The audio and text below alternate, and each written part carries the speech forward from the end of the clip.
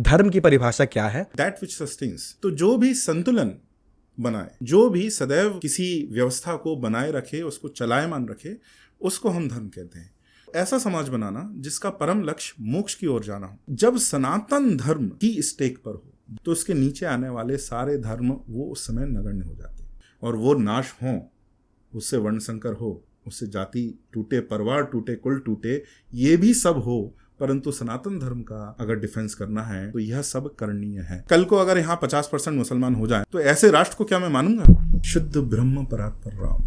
राम की कौन सी व्याख्या है? राम किसी एक शरीर, एक मनस, एक चेहरे में सीमित नहीं है। शुद्ध ब्रह्म परात्पर राम, यहां से आरंभ। तो जो ब्रह्म में जो यूनिटी है, जो एकता है, वह विविधता की जनक है। नमस्ते सर, बहुत बहुत शुक्रिया अपना समय देने के लिए और हमें यहाँ पर आने के लिए बहुत बहुत शुक्रिया सर। संस्कृत में या हमारे शास्त्रों में एक कहावत है कि एकम सत्यम विप्रा बहुधा वदंती, अर्थात कि जो सत्य एक ही है, बट जो वाइज मैन होते हैं, जो बुद्धिमान व्यक्ति होता है, वो अलग अलग रास्ते इस्तेमाल करता है उस तक पहुंचने का। ये जो संवाद हम करेंगे ये भी एक तरीके का वही रास्ता है जिससे मैं सच की तरफ जाने का प्रयास करूंगा। सर, अक्सर हमारे साथ होता है कि बहुत सारी ऐसी बातें हम सुनते हैं, माँ बाप से, समाज में लोगों से सुनते हैं, जिसका पूरा अर्थ हमें पता नहीं होता है, लेकिन हम मान लेते हैं कि चलो लोग कह रहे हैं तो होगा, सच सच होगा। तो मैं उन्हीं कुछ सवालों को आपसे पूछ के उसके पीछे का सत्य जानने का प्रयास करूंगा। तो सर, इसकी शुरुआत करेंगे जो सबसे ज़्यादा यूज्ड टर्म जो हम करते हैं कि धर्म की परिभाषा क्या है, और आज के समाज को देखते हुए क्या धर्म की परिभाषा में कुछ बदलाव आया है या वही है, या किस तरह से उसको आज के समय में हम देखते हैं, उस पर कुछ बताइए सर। तो बहुत सुंदर आरंभ आपने किया है। धर्म की परिभाषा अगर हम कहें, वैसे तो इसको समझना बहुत गहराई में जाके ही समझना होता है और अनुभव से समझना होता है, परंतु अगर धर्म की परिभाषा कहें, अंग्रेजी में इसका एक फ्रेज उसका प्रयोग होता है, उसको हम हिंदी में भी चर्चा कर सकते हैं, दैट विच सस्टेन्स। तो जो भी संतुलन बनाए, जो भी सदैव किसी व्यवस्था को बनाए रखे, उसको चलायमान रखे, उसको हम धर्म कहते हैं। तो जो हमारे देश में इस धर्म में जो व्यवस्था, इस समाज में जो व्यवस्था थी, उसको चलाए रहना, उसको बनाए रहना और आगे परंपरा बढ़ाए रहना, उसको हम धर्म कहेंगे। और वो परंपरा कौन सी है? तो बहुत संक्षिप्त में अगर मैं कहूँ तो ऐसा समाज बनाना जिसका परम लक्ष्य मोक्ष की ओर जाना हो। चाहे वह कोई भी विद्या ग्रहण कर रहे हो, चाहे वह कोई भी कार्य कर रहे हो, अंतिम लक्ष्य जिस समाज का, जिसमें संस्थानों का, विचारों का और विद्याओं का अंतिम लक्ष्य मोक्ष हो, ऐसी व्यवस्था का नियमन जिन नियमों के आधार पर किया जाए, उसे हम धर्म कहते हैं। तो वह, अब इसको आप कई रूप में देख सकते हैं, पर ऐसे समाज का नियमन करना जिसका लक्ष्य मोक्ष हो, उसको हम धर्म कहते हैं। तो धर्म और मोक्ष, ये दो आजकल थोड़ा सा प्रचलित हो गया है कहना कि अरे मोक्ष की चर्चा छोड़ दो, धर्म की बात करो या धर्मशास्त्र की बात करो। ये कहना इसलिए गलत है, बिना मोक्ष के धर्म की चर्चा निरर्थक हो जाती है। उसका कारण ये है कि अगर आपने मोक्ष के बारे में ये कहा कि मुझे मोक्ष से कोई लेना देना नहीं, तो मोक्ष तो पुनर्जन्म की कल्पना पर, परिकल्पना पर ही आधारित है। मोक्ष किससे? जो हमारा बारंबार, जो हिंदू धर्म में जो अवधारणा है कि हमारा बारंबार जन्म होता है और इस जन्म मरण की प्रक्रिया से बाहर निकलने की को ही हम मोक्ष कहते हैं। सुख दुख और इस जन्म मरण की प्रक्रिया से बाहर निकलने को मोक्ष कहते हैं। तो अगर आपने मोक्ष हटा दिया तो पुनर्जन्म भी गया, पुनर्जन्म की भी कोई आवश्यकता नहीं है। और अगर एक ही जन्म है तो किसी धार्मिक नियम का कोई अर्थ ही नहीं बचा। मैं क्यों ऐसा मानूं, मैं क्यों व्रत करूं, मैं क्यों पिता का सम्मान करूं, मैं क्यों समाज का सम्मान करूं? मैं ऐसा मानता हूं कि दो प्रश्न इस मानव इतिहास में सबसे जो चरम प्रश्न पूछे गए हैं, भारत से शौनक का जो प्रश्न है उपनिषद का, जिसमें वह ये कहता है कि tell me that by knowing which everything else becomes known. मुझे वह बताइए, हे ऋषि आंगिरस से पूछ रहा है, मुझे वह बताइए जिसको जानने से बाकी सब सर्वथा वह ज्ञात हो जाता है। अभी कितना बड़ा प्रश्न है, ये शॉर्टकट नहीं है, छोटा पथ ढूंढने का प्रयास नहीं कर रहा, वह मूल में, मर्म में, बीज को जानने का प्रयास कर रहा है। मुझे वह बताइए जिसको जानने से बाकी सब जाना जा सकता है। दूसरी ओर पश्चिम से एक सबसे बड़ा प्रश्न आता है। मैं उनको सबसे बड़ा दार्शनिक बोलूंगा, हालांकि जो पारंपरिक सूचियां उनमें उनका दार्शनिक के भांति नाम भी नहीं लिखा जाता। एल्बर कामू, वे बड़े प्रसिद्ध साहित्यकार, उन्हें नोबेल पुरस्कार भी मिला था।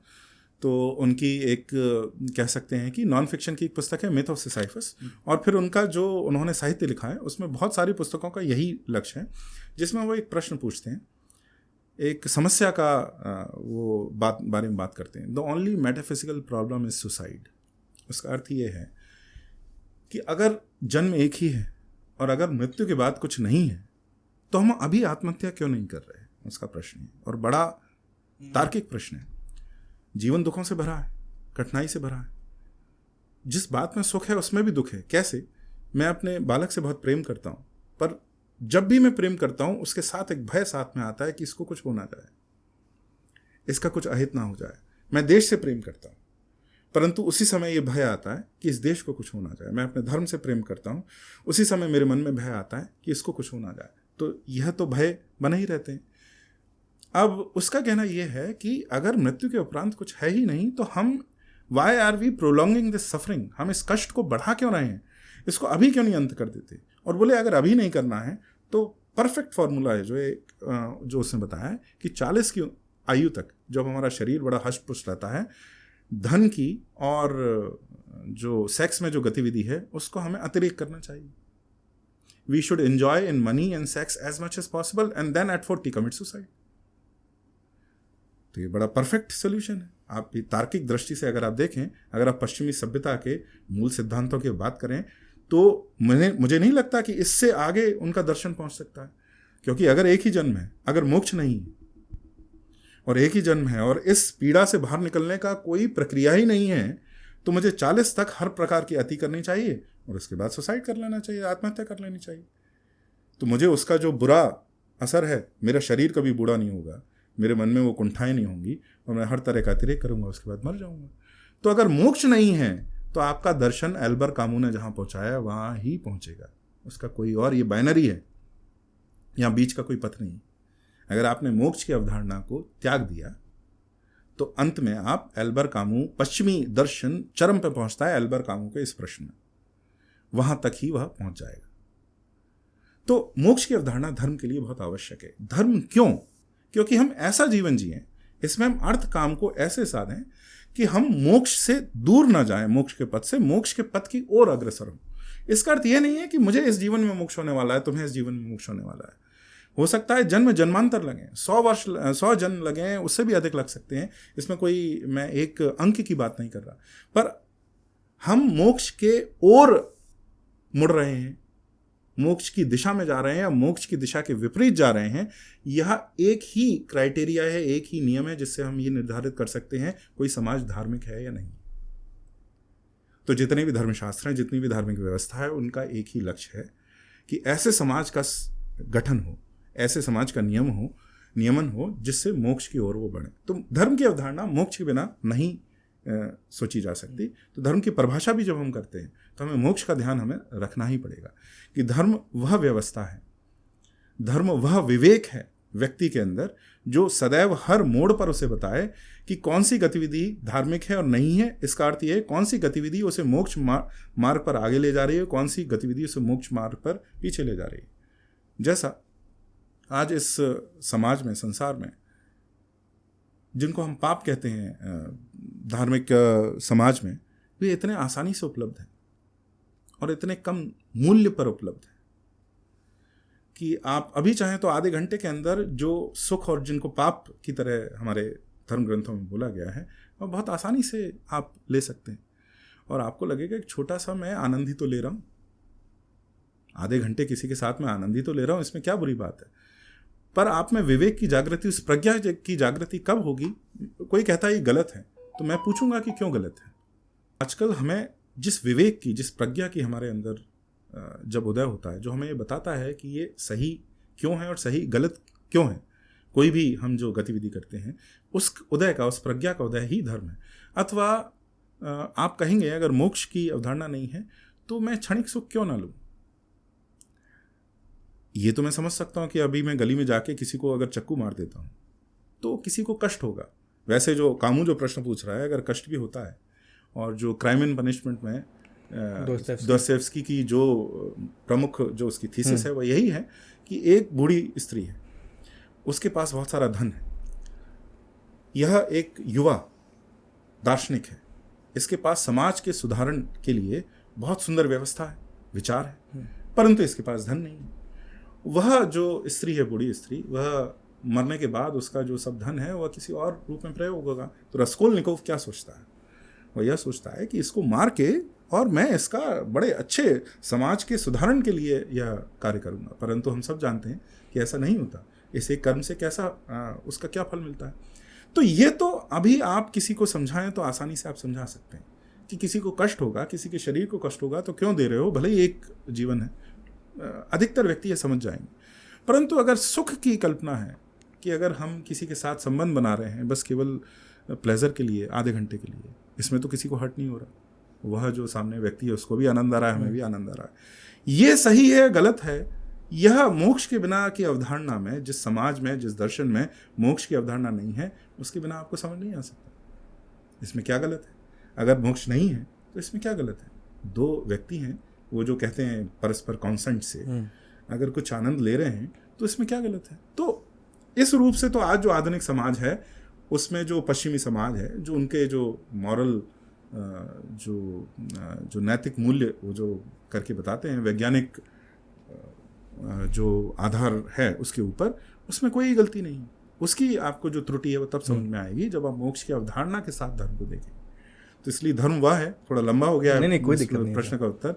धर्म वह है जो वह व्यवस्था और वह प्रज्ञा, व्यक्ति के अंदर प्रज्ञा, समाज के अंदर वह व्यवस्था जो कि समाज को और व्यक्ति को मोक्ष की ओर अग्रसर करे और इसमें उसका पथ प्रज्वलित करे।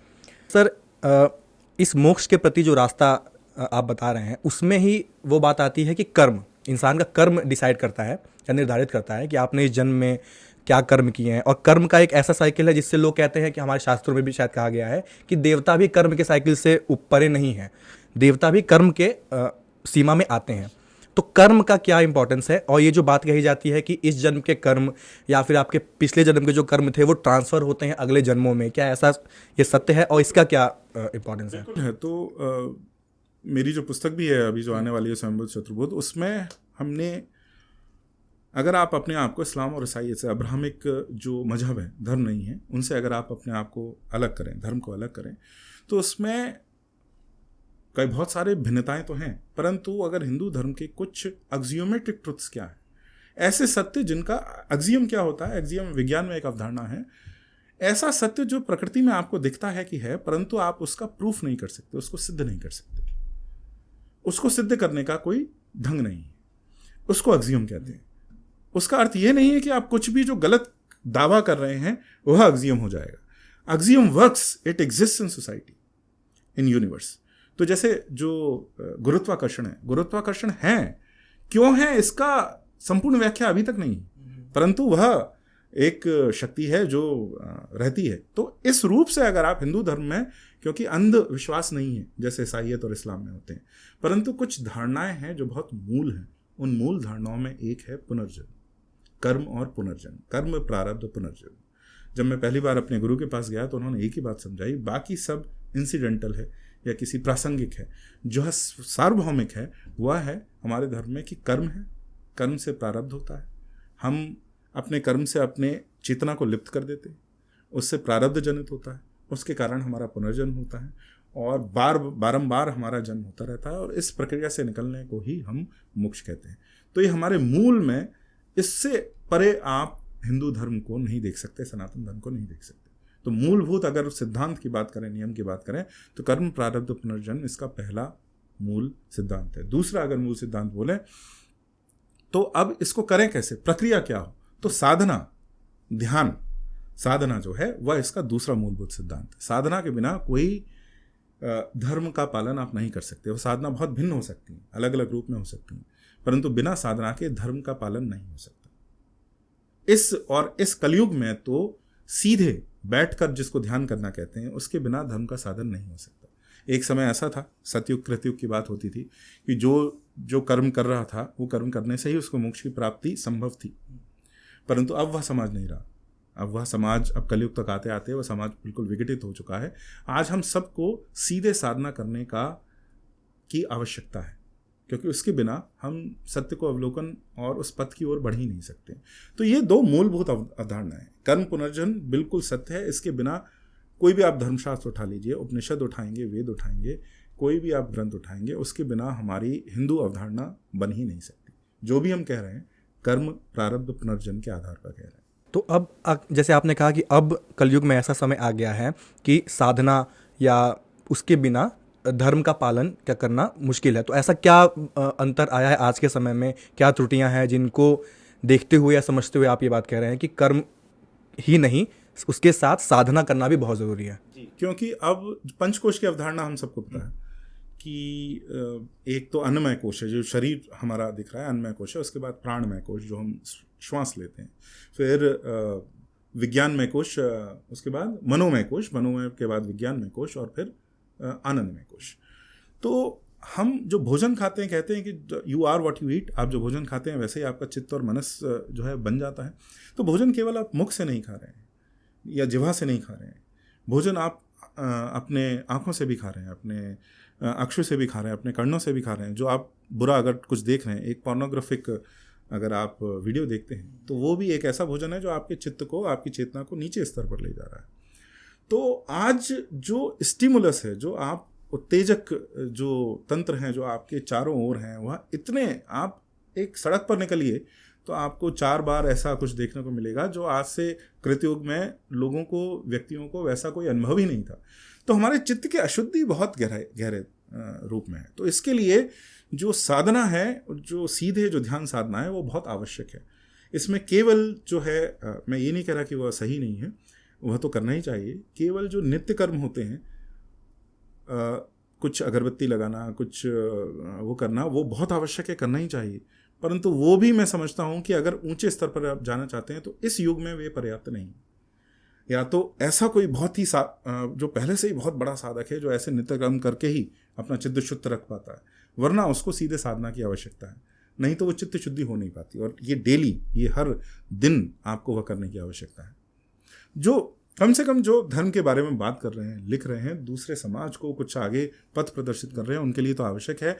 परिवार में एक ऐसा व्यक्ति होना आवश्यक है जो बाकी के परिवार वालों को बताता रहे कि धर्म क्या है, वरना हम किसी न किसी रूढ़ी में फंस जाएंगे जो कि बहुत महत्वपूर्ण नहीं है, जो कि जिसको हम अंग्रेजी में कहते हैं पेरिफेरल है, जो केंद्रीय नहीं है, जिसकी एक छोटी सी कोई उपयोगिता है, परंतु हम उसी पर अड़ गए क्योंकि हमें ऐसा लगा, हमारी प्रज्ञा जब दूषित हो गई तो हमें लगा कि वह अधिक महत्वपूर्ण है। तो हम ऐसे में फंसते जाएंगे कि ये करना ही महत्वपूर्ण है। जैसे वर्ण और जाति का जो प्रादुर्भाव हुआ, वह इसलिए हुआ कि ऐसा समाज बनाया जा सके जिसमें मोक्षगामी समाज हो। अब आप कह रहे हैं कि मोक्ष को ही हटा दिया जाए लक्ष्य, तो फिर उस वर्ण जाति के जो व्यवस्था है उसका अर्थ ही नहीं बचता। ये डिस्टिंक्शन, ये भेद क्यों, अगर गति इस जीवन के आगे कुछ है ही नहीं, तो फिर तो जो वामपंथी कहते हैं उनके आरोप सही हैं। तो मोक्ष के बिना इस व्यवस्था का अर्थ हमें नहीं दिखता। तो इसलिए साधना का भी बहुत हमें तीव्र होना चाहिए। मैं तो कहता हूँ जो भी धर्म पर थोड़ी बहुत बात करते हैं उन्हें कहीं ना कहीं दीक्षित होना चाहिए। उसका बड़ा सुंदर ढंग है कि डेस्परेट ना हो, आप विवल ना हो जाए कि आपको कुछ करना है और उसमें कुछ गलत ना करें। जो अष्टांग योग है, स्वामी विवेकानंद ने बहुत सुंदर रूप में, बहुत सरल भाषा में, क्योंकि बहुत सरल बोलते और लिखते थे, तो उन्होंने अष्टांग योग की व्याख्या की है। तो यम नियम आसन, आप समय पर सोएं, समय पर सुबह जगें, भोजन जो करें वो थोड़ा ठीक हो, आपका एक दिनचर्या हो। उसके बाद आप प्राणायाम करना आरंभ करें। जब आप प्राणायाम करने के बाद प्रत्याहार और जो आप भोजन करते हैं और जो देखते सुनते बोलते हैं वह आप ठीक करें। जब ये 4 कुछ समय तक 5-6 वर्ष तक होते हैं, तब जाके आप, ऐसा है कि चेतना जो शक्ति है तो हर स्थल पर है। तो जब आप उस स्तर पर पहुंचेंगे तो शक्ति अपने आप आपके पास आएगी। आपके पास ऐसे अवसर आएंगे कि आपको कोई गुरु मिले, कोई दीक्षा देने वाला व्यक्ति मिले, तो यह अपने आप आपके साथ होगा। ये तो आप कर ही सकते हैं। रात भर जाग कर आप सोचें कि धर्म की साधना होगी तो वो नहीं होगा। कोई बड़ा ज्ञानी कर सकता है, परंतु हम सोचें कि हम रात भर हम जागते हैं और कुछ भी हम खाएं और कुछ भी करें, तो वह परम साधना नहीं हो सकती। ऐसा है। बहुत सारा मतलब जो मैं सवाल लिख के लाया था उससे हम बहुत ही ज़्यादा, आपने एक स्पेक्ट्रम खोल दिया मेरे सामने। धर्म को लेकर के या धर्म के पालन के को एक सवाल लेकर के मेरे मन में हमेशा ही रहता है, जो कि हमने हमारे 2 सबसे बड़े जो महाग्रंथ हैं, महाभारत और रामायण में भी मैंने देखा जैसे एक एग्जाम्पल से मैं इसको पूछना चाहता हूँ सवाल को, कि रामायण में विभीषण ने प्रभु श्री राम का साथ दिया, और कई लोग उस पर सवाल उठाते हैं कि जिस वजह से उसका बहुत ही नाम खराब भी हुआ कि उसने अपने भाई का साथ नहीं दिया। कई लोग कहने लगते हैं कि उसको सत्ता की लालच थी कि प्रभु श्री राम उसे गद्दी दे देंगे, इसलिए उसने प्रभु श्री राम का साथ दिया, उसने अपने भाई का साथ नहीं दिया, अपना भाई के प्रति अपना धर्म उसने नहीं निभाया। ऐसा ही एक प्रसंग आता है महाभारत में, जहाँ पर जब द्रौपदी का चीरहरण हो रहा है तो भीष्म पितामह चाहते तो उसे रोक सकते थे, लेकिन उन्होंने अपने मानक धर्म को मानते हुए वहाँ पे नहीं कुछ किया। और कृष्ण ये कहते हैं कि आपको अपने मानक धर्म तो अपना मान लिया, लेकिन एक जो बड़ा धर्म है कि आपको एक स्त्री के प्रति जो दुराचार हो रहा है उसको रोकना चाहिए, चाहे किसी भी स्थिति में, उस धर्म का पालन नहीं किया। तो सर प्रश्न ये है कि क्या धर्म स्पेसिफिक टू इंडिविजुअल, यानी कि हर व्यक्ति के साथ बदलता है, मानक होता है, या फिर कोई एक यूनिवर्सल धर्म भी है जिसका पालन करना ज़्यादा ज़रूरी है, या फिर तीसरा कि दोनों के बीच का एक बैलेंस होना चाहिए? बहुत सुंदर प्रश्न पूछा।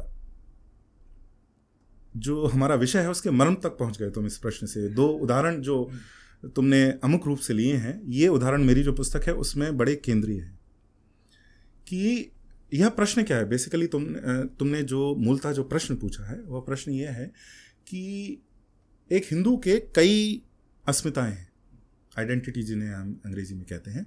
वह एक व्यक्ति है, वह एक परिवार का सदस्य है, वह एक कुटुंब का सदस्य है, वह एक जाति अंतर्गत आता है। और कुछ समय पहले तक वर्ण भी महत्वपूर्ण था, अब वर्ण इस प्रकार से नहीं बचा है, परंतु वर्ण फिर एक वो देश का नागरिक है, और सबसे ऊपर सनातन धर्म अथवा वह हिंदू है। तो यह कम से कम ये 7 अस्मिताएं तो एक हिंदू सदैव अपने साथ लेकर चलता है। अब अंतर एक हिंदू और एक अब्राहमिक मजहब को पालन करने वाले में यह है कि अब्राहमिक मजहब पालन करने वाले को सदैव अपनी अस्मिताओं के बीच में चुनना पड़ता है वह क्या है, और एक ही अस्मिता के अलावा वह कोई और अस्मिता का पालन नहीं कर सकता। जिस प्रकार से एक मुसलमान व्यक्ति है ही नहीं, वह परिवार का भाग है ही नहीं, वह देश का भाग है ही नहीं, वह केवल और केवल मोमिन और मुसलमान है। इसको मैं समझाता हूं जी, कि व्यक्ति है, अब पैगंबर साहब को अगर कोई कुछ बुरा बोलता है तो उसको उसका गला काटने की बात करते हैं, सरतन से जुदा कहते हैं। अब जो भी सरतन से जुदा करते हैं भारत में कम से कम वो भी जेल में जाते हैं, और उनका जीवन तो पूरा समाप्त हो ही जाता है, भले ही उनको मृत्यु ना हो, उनको मृत्यु दंड ना दिया जाए। एक 20 जिसने कमलेश तिवारी की हत्या की वो बहुत युवा था, और एक बूढ़े व्यक्ति को मारने के लिए हमें हिंदुओं को उनके मानसिकता को समझना चाहिए, उससे अपनी भी मानसिकता समझ में आई। एक 56 अथवा 60 वर्ष के व्यक्ति को जो पहले से ही ढलाई पर है अपने आयु की, उसको मारने के लिए उसने एक 20 वर्ष के युवा ने अपना जीवन समाप्त कर दिया, क्योंकि उनके मजहब में व्यक्ति का कोई भी महत्व नहीं। आप केवल मजहब की इकाई हैं, इस्लाम की एक इकाई हैं। हिंदुओं में जो सबसे सुंदर व्यवस्था है, इसलिए सनातन धर्म हमारी व्यवस्था ये ऐसा स्वर्ग है, मैं कहना चाहूँगा कि इसमें we have best of both worlds, जो अंग्रेजी में बोलते हैं। दोनों विश्व की दोनों ओर की सबसे अच्छी बातें हमारे पास हैं। आप एक व्यक्ति भी हो सकते हैं और आप एक सनातनी भी हो सकते हैं, आप एक हिंदू भी हो सकते हैं, परिवार का भाग भी हो सकते हैं और सनातनी भी हो सकते हैं, एक वर्ण और जाति के पालक भी हो सकते हैं और सनातन धर्म के भी पालक हो सकते हैं। तो ये कई जो अस्मिताएं हैं एक साथ, एक रूसी नेस्टेड डॉल का स्ट्रक्चर आप देखा होगा, उसकी व्यवस्था देखी होगी, जो एक के अंदर एक है। इसी रूप से जो कोश की भी व्यवस्था होती है, इसी रूप से ये है। तो हमारी जो सबसे बाहरी जो अस्मिता है वो आप व्यक्ति की समझिए, जो सबसे स्थूल है। तो इसमें एक ऑर्डर ऑफ प्रायोरिटीज है, हम महत्ता किसको दें इसका एक सोपान है हमारे धर्म में, कि हम व्यक्ति भी हो सकते हैं, हम परिवार का भाग भी हो सकते हैं, हम अपने भाई के लिए कोई बलिदान भी दे सकते हैं, हम अपनी जाति और वर्ण के लिए भी बहुत कुछ दे सकते हैं, और हम देश के लिए तो देते ही हैं और हम धर्म के लिए भी दे सकते हैं। ये सब एक साथ हो सकता है। परंतु कई बार ऐसे प्रसंग आते हैं जब आपकी दो अस्मिताओं में लड़ाई है, दो अस्मिता एक दूसरे के आड़े आ रही हैं। इसका मैं बहुत सुंदर आपने विभीषण का लिया और भीष्म का लेखा। इससे भी एक बहुत बहुत प्रगाढ़ और मुख्य एक उदाहरण है जो गीता के केंद्र में है, वहां से हम लेते हैं, उसके बाद हम दूसरे भी जी बिल्कुल, इसमें थोड़ा समय लगेगा। नहीं कोई दिक्कत नहीं। गीता का अगर आपने थोड़ा बहुत पढ़ा हो, मैं कोई गीता का ज्ञाता नहीं, तो दूसरे जो वक्ता हैं उनके भांति मैं कोई गीता को बहुत गहराई से नहीं जानता। मैंने जितना पढ़ा है, जितनी समझ है, उसमें मैं बात कर रहा हूँ। परंतु पहला अध्याय है विषाद योग का, जिसमें अर्जुन को बहुत विषाद हो रहा है, बहुत दुख हो रहा है, खेद हो रहा है, और उसमें वह बार बार कह रहा है कि हे कृष्ण, मैं ऐसा कैसे करूं। अब जब मैं बहुत युवा था तो मैं अर्जुन को मूर्ख समझता था, क्योंकि हमें कहानी का अंत पता था कि क्या हुआ, सब जीत गए, और हमें कृष्ण, हम भगवान हैं, अवतार हैं, ये सब पता था।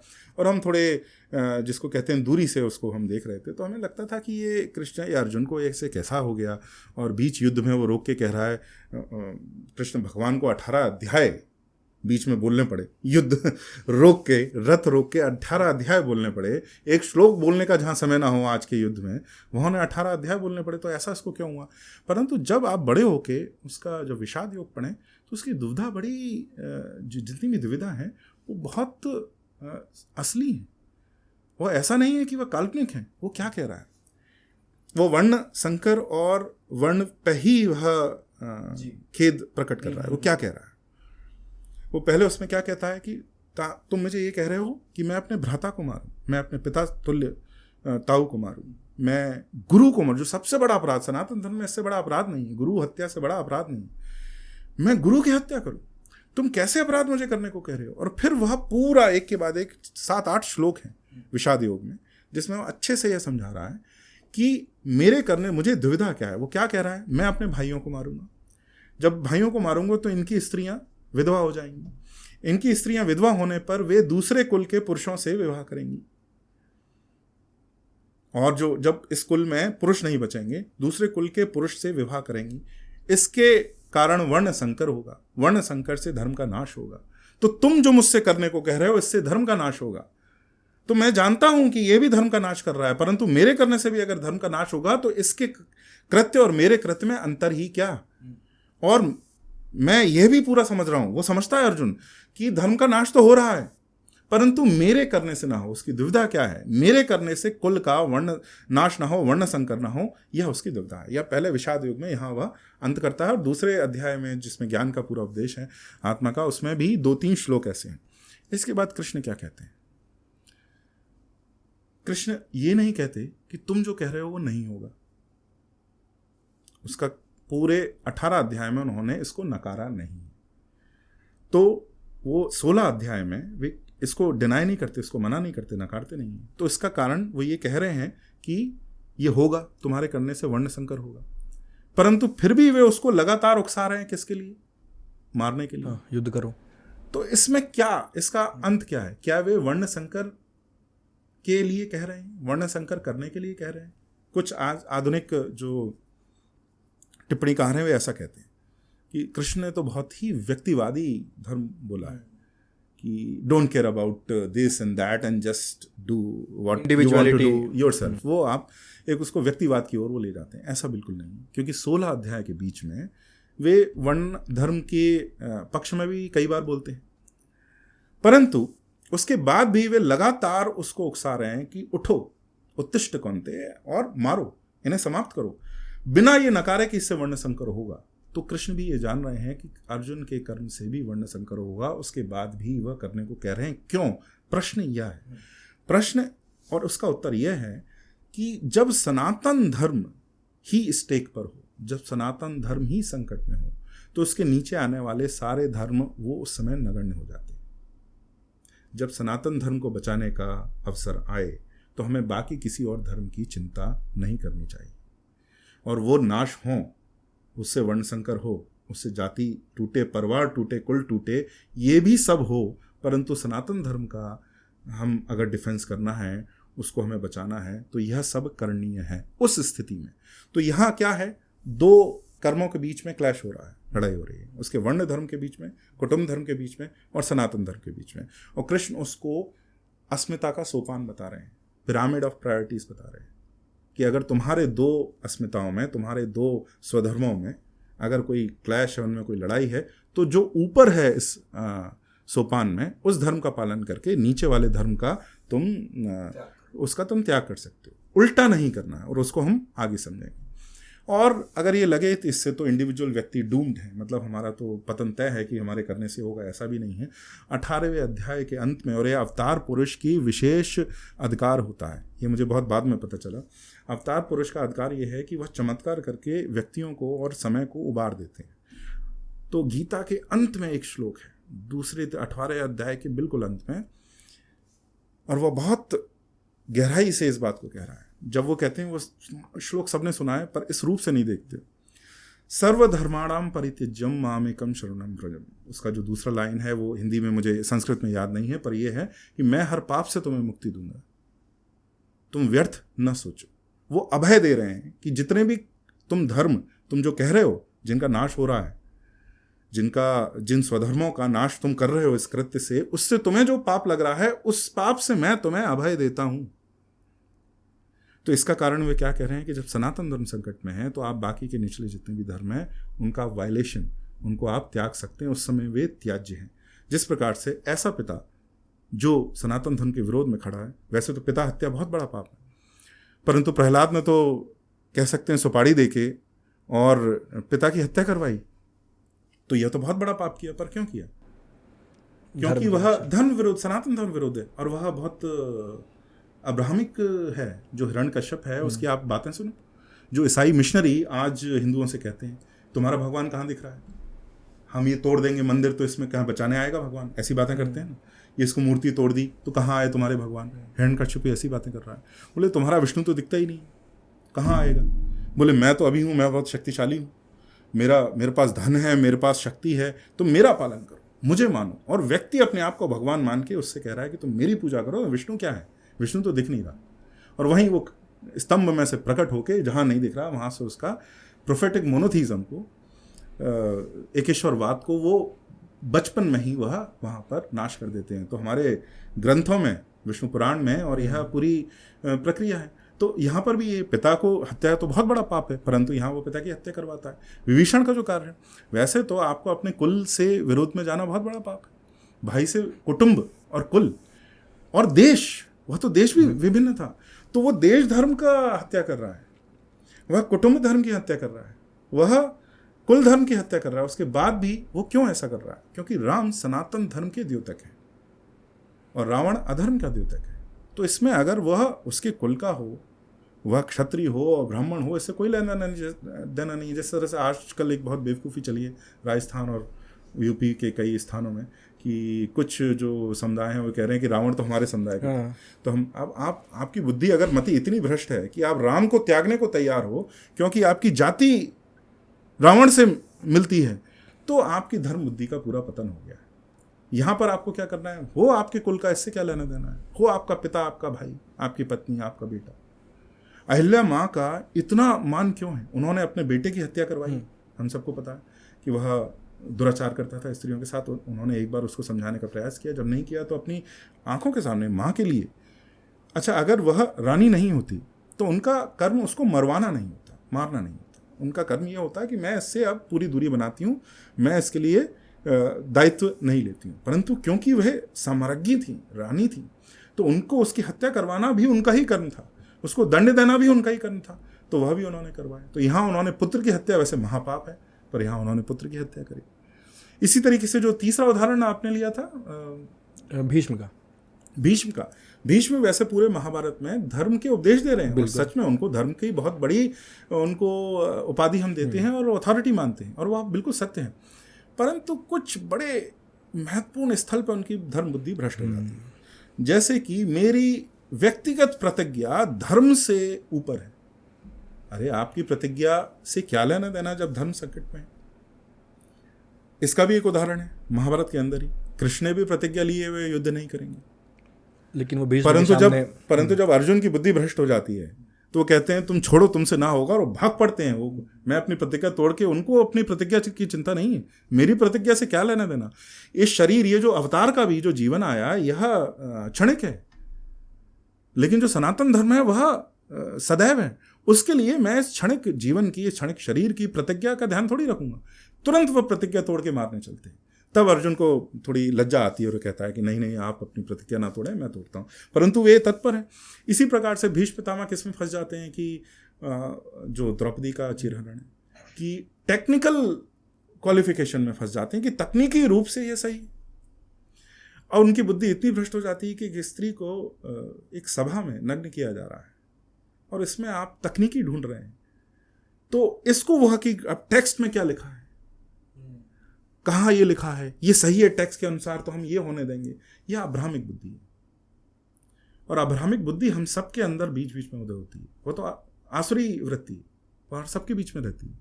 हमारे पूरे ग्रंथों में, और मैं इसके बाद अब एक के बाद एक पुस्तकें लिखने वाला हूँ, हमारे ग्रंथों में वह शत्रुबोध कहाँ है कि भीष्म पितामह के बीच में वह अब्राहमिक बुद्धि जनित हो जाती है कि तकनीकी रूप से सही है तो एक स्त्री को समाज में, सभा में नग्न करना सही है, ये वो मान लेते हैं। पर जब कृष्ण से वो प्रार्थना करती है तो कृष्ण को एक क्षण भी लगता है उसकी तकनीकी में जाने में? नहीं, वह तकनीकी भाड़ में जाए, वे उसको उसकी जो मान है उसको बचाते हैं। तो बारंबार आज विभीषण को द्रोही भी कहा जाता है। उसका एक और वो है, हम देखिए हमारा समाज बड़ा संतुलन पे, हमारा धर्म बड़ा संतुलन पे कार्य करता है। विभीषण ने सनातन धर्म का समर्थन देने के लिए अपने कुल का विरोध किया। इसका अर्थ ये नहीं है कि आप प्रॉपर्टी, भूमि के विवाद के लिए आप अपने कुल का विरोध कर रहे हैं, भाई की हत्या कर दें और अपने जो भी समुदाय है उसके विरोध में चले जाएं। तो ये रूढ़ी ना बन जाए, इसलिए घर का भेदी लंका ढहाए जो पॉपुलर कल्चर है, लोक संस्कृति है, उसमें उस कृत्य को अच्छा नहीं माना जाता। परंतु अगर आप उसमें समझने में जाएं तो उसका कृत्य बिल्कुल सही था, पर वह कृत्य जो है, जो एक्सेप्शन है, वो रूल ना बन जाए। इसके कारण यह लोक में यह बात भी रही। तो इस सारी चर्चा का लक्ष्य यह है कि जो हायर धर्म है, जो ऊपर है, उस धर्म को पालन करने के लिए जो लोअर धर्म है उसका हम त्याग सदैव कर सकते हैं। ऐसी जाति जो आपको ये कहे कि अपनी जाति का ध्यान रखो, भाड़ में जाओ, हिंदू होने से क्या होता है, या हमें हिंदू का ठेका लेना पड़ रहा है, ये हर जाति आजकल कहने लगी कि क्या हम पर ही सारा ठेका है, क्या हम ही हिंदू एकता की बात करें या इसकी बात करें। तो जिस जाति ने ऐसा कहा वो सनातन धर्म को छोड़ चुका है। जो व्यक्ति ऐसा कह रहा है वो सनातन धर्म से परे जा चुका है, वह ठीक उन्हीं के सामने आ गया है जो, और वह एक शुद्ध जातिवाद जैसा होता है कि जाति के ऊपर ही कोई व्यवस्था नहीं है, उसमें वह गिर चुका है। तो आज ये समस्या कैसे, एक तरफ है कास्ट अनाहिलेटर्स जो कहते हैं कि तो मूल में ही खराब थी और पहले ही से ये ईविल था और इसका नाश करना चाहिए। वो तो हमें बहुत सर्वविदित है कि वो उनको समझ नहीं है इस बात की। परंतु जो आज यह कहते हैं कि हमको जाति ही बड़ी है, क्षत्रिय धर्म बड़ा है, ब्राह्मण धर्म बड़ा है, सनातन धर्म छोटा है, यह जो भी कह रहे हैं वो उनकी भी बुद्धि दूसरे एक्सट्रीम पर, दूसरे चरम पर भ्रष्ट हो चुकी है कि वो जो नीचे की इकाई है उसको वो ऊपर मान रहे हैं, ऊपर की इकाई को नीचे मान रहे हैं। तो यह हम जब त्रुटि करते हैं तो हम समझें कि क्योंकि वर्ण, जाति, परिवार, कुटुंब, इस सब का सृजन हुआ है कि हम सनातन धर्म का पालन कर सकें। और अगर हम सनातन धर्म का ही पालन नहीं कर रहे हैं तो उस इकाई का कोई अर्थ नहीं बचता। जिस प्रकार से देश राष्ट्र की बात करते हैं, राष्ट्र सर्वोपरि, राष्ट्र सर्वोपरि। कल को अगर यहाँ 50% मुसलमान हो जाए, भगवान ना करे हो, तो ऐसे राष्ट्र को क्या मैं मानूंगा? ऐसा राष्ट्र भाड़ में जाए, वह भारत हो या कोई और हो। जिसमें बहुसंख्यक मुसलमान अथवा ईसाई हो गए और जिसका चरित्र ईसाई और मुसलमान हो गया, ऐसे राष्ट्र को तो मैं नहीं मानूंगा। तो इसमें राष्ट्र भी कब मान्य है? जब राष्ट्र धर्म की सेवा में है। वर्ण जाति तब मान्य है जब वो धर्म की सेवा में है। परिवार भी तब मान्य है जब वह धर्म की सेवा में। और इसका आपको पतन और कह सकते हैं सड़ान आपको हर ओर दिखती है। जो जाति और वर्ण के साथ हुआ, आज वह परिवार के साथ हो रहा है। जैसे आप हर परिवार में देखें, जिस प्रकार के क्लेश जितने बढ़ चुके हैं जो संयुक्त परिवार में, तो संयुक्त परिवार के हम लाभ के बारे में तो सदैव बात करते हैं, पर आज जो सड़ा हुआ स्वरूप हमारे सामने दिख रहा है उसमें क्या हुआ है कि परिवार भी क्यों एग्जिस्ट करता है या है, क्योंकि वह धर्म का पालन कर सके, सारे उसके जो व्यक्ति धर्म के पालन कर सके। आज धर्म के स्थान पे तो बिग बॉस दिख रहा है, धर्म के स्थान पे तो बड़ी गाड़ी, बड़ा बंगला, यही लक्ष्य है। तो जो आज जो जिनको हम एल्डर कहते हैं, बड़े बूढ़े हैं, जो दादी दादा हैं, वह भी ऐसे ही परसूट्स में लगे हुए हैं, ऐसे ही कुछ कार्य कर रहे हैं। तो अब उसके कारण क्या हुआ है, ऐसी फैमिली, जो ऐसा परिवार जो धर्म का पालन छोड़ दे, वह पैटी टिरीनी में डिवॉल्व हो जाए। पैटी टिरीनी आप समझते हैं, जिस परिवार में आपने कई बार देखा होगा कि कोई नया व्यक्ति आया, बहू आई, जनरली उसके साथ होता है या बेटों के साथ होता है, नई पीढ़ी के साथ होता है कि उनको बार बार उनके ऊपर पूरा नियंत्रण करने का प्रयास होता है। और क्यों? तो क्यों का उनके पास उत्तर नहीं।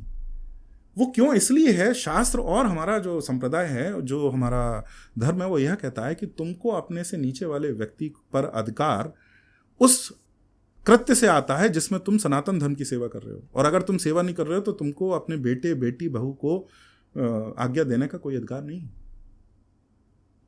हमें अधिकार वो उससे प्राप्त होता है कि हम धर्म की सेवा कर रहे हैं नहीं। अगर हम धर्म की सेवा नहीं करेंगे तो इसका अर्थ क्या है, हमारे जीवन में धर्म नहीं है। और अगर हमारे जीवन में धर्म नहीं है तो फिर यह व्यवस्था शोषण में बदल जाएगी, जो कि आज आपको दिखता है 90% परिवारों में। जैसे हम लोग भी जो ये बात करते हैं, आधे परिवारों में ये कहते हैं तुम अपना जीवन बर्बाद कर रहे हो, तुम्हारे पास इतनी बुद्धि है, इतने पढ़े लिखे हो, कहीं पैसा कमाओ, कहीं धन कमाओ, थोड़ी गाड़ी विदेश जाओ, ये सब करो। और ये लगभग हमें सुनने को अपना परिवार से नहीं, निजी तो कम से कम आसपास चाचा मामा काका ताऊ से यही सुनने को मिलता होगा कि क्या अपना जीवन तुम बर्बाद कर रहे हो। तो क्यों? क्योंकि वे धर्म को भूल चुके हैं। तो इसमें तो पैटी टिरनी होगी। इसी कारण से जितनी भी इकाइयाँ हम ये बात करी, वर्ण की, जाति की, कुटुंब की, समुदाय की, क्षेत्र की, क्षेत्रीय राजनीति जो होती है उसमें भी आप धर्म भूल गए। भी कन्नड़ जो अस्मिता है बहुत महत्वपूर्ण है, उसका सम्मान करना चाहिए। पर ऐसी कन्नड़ या तमिल अस्मिता जो सनातन धर्म के अस्मिता के विरोध में खड़ी हो जाए, उसमें वो कटुता इतनी अधिक हो जाए कि वह जो आपके समाज के जो विरोधी हैं, द्रविडियन या ईसाई, आप उनके साथ जाके खड़े हो जाए, जो तमिलनाडु में हुआ। तो ये तो क्षेत्रीय अस्मिता अच्छी नहीं है। तो ऐसी क्षेत्रीय अस्मिता त्याज्य है। वो जाति जो आपको ये कहे कि सनातन धर्म भूल जाओ, अपनी जाति का ध्यान रखो, वो जाति त्याज्य है। वर्ण तो इस प्रकार से व्यवस्था बची ही नहीं, परंतु अगर वो वर्ण में भी आपको दिखाई दे, वर्ण और जाति ही बची है, वर्ण तो बचा नहीं। तो अगर वो आपको कहे कि सनातन धर्म को भूल जाओ और केवल हमको पालन करो, तो वह त्याज्य है। ये सारी व्यवस्थाएं त्याज्य है। वह कब माने, इसका अर्थ ये नहीं कि वे खराब है। जब वो सनातन धर्म की सर्विस में हो, सनातन धर्म की सेवा में हो, तो सारी इकाइयाँ एक साथ बड़ी हष्टपुष्ट बनी रह सकती हैं। इसका मैं एक आपको बहुत सुंदर वास्तु से उदाहरण देता हूँ। वास्तु में मंदिर में अगर आप जाते हैं तो एक तो आधार होता है, फाउंडेशन। पहले मैं आर्किटेक्चर की दृष्टि से बोलता हूँ, फिर मैं दूसरी आध्यात्मिक दृष्टि से बोलूँगा। तो वास्तु की दृष्टि से एक तो आधार है, आधारशिला के ऊपर ही मंदिर बनता है। और सबसे ऊपर अगर गर्भगृह के ऊपर जो शिखर बांधा जाता है, सबसे ऊपर एक की स्टोन होता है। तो की स्टोन का यह कार्य होता है, अगर आपने की स्टोन को हटा दिया तो पूरे वह ऊपर से पूरे स्ट्रक्चर को, पूरे ढांचे को संभाले हुए है। यह काउंटर इंट्यूटिव है। पर अगर आपने बीच का वो पत्थर निकाल लिया जिस पे वो कुमुद होता है, वो अंदर से आप देखते हैं, तो पूरा ढांचा ढह के गिर जाएगा। मुसलमानों को ये पता था, और जब भी वो भारत में आते थे तो बहुत आसान ढंग होता था गर्भगृह नष्ट करने, गर्भगृह की मूर्ति नष्ट करने का, कि ऊपर से वो की स्टोन गिरा देते थे, उसको नष्ट कर देते थे। तो बहुत तोड़ना नहीं पड़ता था, गर्भगृह गिर जाता था। तो बहुत सारे मंदिरों में मंडप तो आज भी खड़े हुए हैं, परंतु गर्भगृह नहीं। उसका कारण ये है कि ऐसा नहीं है कि उन्होंने इस पर कम प्रयोग किया, उस पर अधिक किया, उसका है उन्होंने की स्टोन हटा दिया। तो जिस तरह से फाउंडेशन नीचे से स्ट्रक्चर को सपोर्ट कर रही है, नींव की स्टोन ऊपर से कर रहा है। तो यही ऊपर से जो शक्ति आती है, धर्म की जो सनातन धर्म की शक्ति है, वो ऊपर से इन सबको सपोर्ट कर रही है। वर्ण को उसकी शक्ति सनातन धर्म से मिलती है, जाति को उसकी शक्ति सनातन धर्म से मिलती है, परिवार को उसकी शक्ति सनातन धर्म से मिलती है, व्यक्ति को भी उसकी शक्ति सनातन धर्म से मिलती है। जहां हमने सनातन धर्म को इस इक्वेशन से हटा दिया, इस समीकरण से हटा दिया, वहां ये सब पैटी टेरेनी में nationalism will become fascism, make no mistake. जिसको शोविनिज्म फैसिज्म कहते हैं, बिना धर्म के उसमें, तो वो क्या है, हिटलर वाली ही स्थिति में पहुंचेगा सूनर और लेटर। फैसिस्ट ही होगा, क्योंकि आप भी, मैं इंडियन हूं और पाकिस्तानी हूं, अगर इसमें धर्म ना लाएं तो ये डिस्टिंक्शन का क्या इसका अर्थ है, इस भेद का क्या अर्थ है। इसलिए ये जो इंडियन आइडेंटिटी है जिसमें आप धर्म को अलग कर देते हैं, तो उससे तो मुझे कोई प्रेरणा मिलती ही नहीं। क्योंकि फिर मुझ में और पाकिस्तानी में, और जब आपने कहा है कि सब सेकुलर हैं और आप इंडियन है, तो फिर उस इंडियन अस्मिता के लिए, उसके लिए, भारतीय अस्मिता के लिए आपको बहुत उत्साह नहीं होता, क्योंकि जब धर्म उसके एक ओर पे नहीं, तो वह राष्ट्र मान्य नहीं। तो यह हमारे ग्रंथों में बारंबार है, आप कहीं भी देख लें, ये सब स्थान पर है। यह बड़े दुर्भाग्य की बात है कि आज हम उनको भूल गए हैं। जब कोई समाज कमज़ोर होता है, जब क्षीण होता है, तब वह क्या होता है कि जब आक्रमण भी होते हैं और हम जब बहुत हमारी शक्ति क्षीण हो जाती है, तो हम जो अपने निजी और आसपास जो इकाई है उसके ऊपर हम गिर जाते हैं। तो ये आकस्मिक इमरजेंसी में तो ये ठीक है, परंतु जब अब आप राज्य के रूप से स्वतंत्र 1947 के बाद हुए हैं, तो अब समय है कि इस पूरे हिंदू अस्मिता को, जो आपने यूनिवर्सल बोला, सार्वभौमिक बोला, तो सार्वभौमिक सनातन धर्म और उसके नियम है। तो कहीं भी जहाँ धर्म की हानि हो रही है, जो सार्वभौमिक नियम है, तो आपको अपना स्वधर्म पालन करने की आवश्यकता वहाँ नहीं। अगर वो उसके आड़े आ रहा है तो, नहीं आड़े आ रहा है तो आप बिल्कुल कीजिए। और उसका एक बड़ा सुख है भारतीय, जो मैंने पहले कहा कि हम we have best of both worlds, कि धर्म और व्यक्ति के बीच में 5-6 कुशन है। वेस्ट में तो क्या है, अस्मिता क्या है, पश्चिम में राज्य है और मनुष्य है, बीच में कुछ है ही नहीं। परिवार नहीं बचा, कुटुंब नहीं बचा, समाज नहीं बचा। हमारे अंदर तो बहुत सारी इकाइयाँ हैं, तो जब एक इकाई नष्ट होती है तो दूसरी आ जाती है, दूसरी होती है तो तीसरी नष्ट आ जाती है, तीसरी आ जाती है। जब तो इस प्रकार से हमारी सारी अस्मिताएं मिट जाए, ऐसा नहीं है। पश्चिम में अस्मिता के ऊपर इतनी चर्चा क्यों है? अलियनेशन जिसको वो शब्दों में प्रयोग करते हैं, उसका कारण है उन्होंने सारी अस्मिताओं को मिटा दिया है, इच्छा से मिटाया है, कह कह के उनके संस्थानों से मिटाया है। तो जब आप सारी अस्मिताएं मिटा देंगे तो फिर तो जब व्यक्ति जब विवल होगा तो उसके पास कोई कह सकते हैं कि क्वेश्चन होगा ही नहीं। जो भारत में आप अपनी कुटुंब में, आप अपनी जाति में, आप अपने समुदाय में, अपने क्षेत्र में, अपने भोजन में, भाषा में बड़ा बल पाते हैं, पर जब वह भाषा सनातन धर्म की शत्रु बन जाए, कि आप ये कहें कि बाइबल तो आपको तमिल में स्वीकार है परंतु गीता आपको देवनागरी में और हिंदी में और संस्कृत में स्वीकार नहीं है, जब आपकी बुद्धि इस स्तर तक भ्रष्ट हो जाए तो फिर वो भाषा किस काम की है? तो मुझे लगता है कि मैं थोड़ा गया, परंतु कई उदाहरणों से मैंने आपको समझाने का। नहीं सर, बहुत ही प्यारा समझाया आपने। जैसे कि आपने इतने उसमें बता दिया कि जो भी आज इस प्रेजेंट टाइम में समाज में जो भेदभाव चल रहा है डिफरेंट एस्पेक्ट्स को लेकर के, भाषा को लेकर के, जाति को लेकर के, वर्ण को लेकर के, वो सब फिर अपने अपने छोटे छोटे, वही जो मैं कह रहा था, मानक धर्म को मान करके उसको जी रहे हैं। जो बड़ा उसका स्फीयर है उसको भूल चुके हैं। सर, जो अगला प्रश्न मेरे मन में आ रहा है वो ये है कि एक और भ्रांति हमारे समाज में है कि हमारे जो भी शास्त्र टेक्स्ट हैं उनके बीच में एक सॉर्ट ऑफ कन्फ्यूजन, जिसको मैं एड्रेस करना चाहता हूँ और चाहता हूँ कि आप उस पर बात करें। जैसे एक एस्पेक्ट होता है कि ये मैंने सुना है, क्योंकि मैंने इसको बहुत डिटेल में नहीं पढ़ा है, तो हो सकता है मैं गलत भी हो सकता हूँ, कि जो मूर्ति पूजा या फिर मंदिर का कॉन्सेप्ट है कि मंदिर क्या होता है, उसमें मूर्ति पूजा, उसके डिफरेंट रिचुअल्स हैं, ये पुराणों से और अगम शास्त्रों से, जहाँ पर ये तांत्रिक एस्पेक्ट आता है, इसमें बात करते हैं। वेद इसके बारे में उतना रेफरेंस नहीं देते हैं।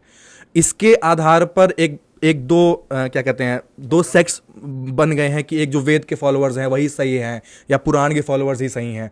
तो इस भ्रांति के बारे में बताइए कि क्या, और एक और एस्पेक्ट होता है कि वेदों में जो बातें कही गई हैं वही सही हैं और पुराणों में जो कहा गया है वो सिर्फ कहानियां हैं, उनका कोई एस्पेक्ट नहीं है, या फिर इन दोनों में कोई एक समानता भी है? इसके बारे में सर बताइए। तो देखिए, एक तो हमारा जो धर्म और समाज है, जीवन समाज है। तो जीवन समाज का अर्थ ये है, और ये ऐतिहासिक रिलीजन नहीं है, हिस्टोरिकल रिलीजन नहीं है, इस्लाम और ईसाईयत के रूप में। तो इसमें कोई ऐसी गोल्डन एज नहीं है जो कि केवल एक सही युग है और बाकी सारे पतित युग हैं। जो हमारे चक्र की भी अवधारणा है, कृतयुग है, द्वापर, त्रेता और जो कलयुग की है, वह फिर से कृतयुग और सतयुग आता है। उसमें ऐसा नहीं है कि एक बार पतन हो जाएगा तो उसके बाद खराब होता जाएगा और हमें वापस जाना है उस स्वर्णिम युग पे, ऐसी कोई बात नहीं। यह जो टेंडेंसी है, जो मानसिकता है, या फिर से ईसाई मानसिकता है, प्रोटेस्टेंट हम उसको मानसिकता कह सकते हैं हिंदू धर्म के अंदर। जब अंग्रेज़ आए और उन्होंने जब ये सब यहाँ पर गतिविधियाँ करी और ये प्रश्न पूछे, तो उसमें से कुछ तबके ऐसा कहने लगे, जिसमें आर्य समाज उसका एक है, कि वेदों में ही सब कुछ पवित्र है और पौराणिक काल, आगमिक काल पतन है हिंदू धर्म का। और उस स्थिति तक पहुंच गए। सीताराम जी का जो वो पहले, क्योंकि वो हरियाणा से थे, पले बड़े वे बंगाल में थे, परंतु उनका आर्य समाज से संबंध था और उससे वे विमुख इस बात से हुए कि एक बार वे मंदिरों का इतना विरोध करने लगे थे कि उनके बारे में इतने अपशब्द, देवी देवताओं के बारे में गाली और ब्राह्मण और पुजारियों के बारे में बहुत अपशब्द उनके ग्रंथों में लिखे हैं। और एक बार उन्होंने देखा कि उनके पास में जो मंदिर थे, तो जो आर्य समाजी थे वे रात्रि को जाते थे और मंदिर के गर्भगृह के अंदर मलमूत्र त्याग के आते थे मूर्ति के ऊपर। यहाँ तक वे इस स्तर पे गए कि वेद में तो मंदिर नहीं है और बाद में ये मंदिर आया और यह पतन का काल है। तो यह भी बड़ा स्पष्ट है, सामान्य अगर आप में बुद्धि है, कि यह बहुत ही आपकी बुद्धि भ्रष्ट हो चुकी है अगर अब इस अति तक जाएं। इसका मैं ये कह दूं कि आज जो आर्य समाजी हैं वो बहुत ही कम कोई ऐसे हैं जो इस स्तर तक जाते हैं, और मेरे कई आर्य समाजियों से अच्छे संबंध भी हैं और उन्होंने समाज में जो योगदान दिए हैं वो योगदान भी कई हैं। एक तो उन्होंने इस्लाम और ईसाईयत का पूर्व पक्ष बौद्धिक स्तर पर बहुत सुंदर किया, दूसरा जो शुद्धि की प्रथा उन्होंने जो चलाई वह बहुत महत्वपूर्ण है। ये दो उनके योगदान हैं। परंतु जब आप उस अति पर जाते हैं तो ये प्रोटेस्टेंट मानसिकता का पालन करते हैं, तो आप इस स्तर तक आप जा सकते हैं। इसी से सीताराम जी बहुत विमुख हुए कि अगर आप इस स्तर तक गिर सकते हैं तो आप हम आपका पालन नहीं कर सकते। उससे फिर वो दूर हो गए और उन्होंने अपना अपना रास्ता जो है पथ वह किया। तो जो वैदिक काल था, जब दूसरा काल आया, उस काल के लिए जो उपयुक्त था वह अधिक प्रसिद्ध हो गया। शुद्ध वैदिक काल में जो समाज की जो संकल्पना थी, उसमें जिस भी समुदाय में आपका जन्म हो, जिस भी स्थान पे आपका जन्म हो, उससे मोक्ष की प्राप्ति बहुत आसान थी, सरल थी। तो उस समय वह व्यवस्था चलती थी। फिर बाद में ऐसा हो गया कि जब चित्त इतने पवित्र नहीं बचे, तब साधना का, जो मैंने पहले चर्चा की, साधना का सीधा अनुभव महत्वपूर्ण होने लगा। तब दूसरे संस्थान हमारे उसमें आए और इसके बहुत सारे प्रमाण। ये तो एक बहुत निरर्थक सा प्रश्न इस कारण से है। आर नागास्वामी ने एक बहुत सुंदर पुस्तक लिखी है, वैदिक रूट्स ऑफ टेम्पल आइकोनोग्राफी। तो जब आप वैदिक यज्ञ करते हैं तो उसमें जब अग्नि प्रज्वलित होती है तो आप देवता का आह्वान शब्द रूप में आप पूरा उनका आह्वान करते हैं, उसमें उनके पूरे स्वरूप को पूरा व्याख्यायित करते हैं कि वे देवता कैसे दिख रहे हैं, उनके मुख ऐसा है, उनके कुंडल ऐसे हैं, ऐसा है। और इस रूप से आप जब उनका आह्वान करते हैं तब उस अग्नि में वह आते हैं। और अगर आप आगम शास्त्र, मंदिरों के आगम शास्त्र, देवालय के आगम शास्त्र देखें तो मंदिर की जो मूर्ति है और गर्भगृह है वह परमानेंटली सदैव प्रज्वलित यज्ञ अग्नि की भांति उसको माना गया है। जो गर्भगृह है चौकोर, वह यज्ञ वेदी के बारे में माना गया है। जो बीच में विग्रह है वह प्रज्वलित अग्नि के रूप में उसको माना गया है।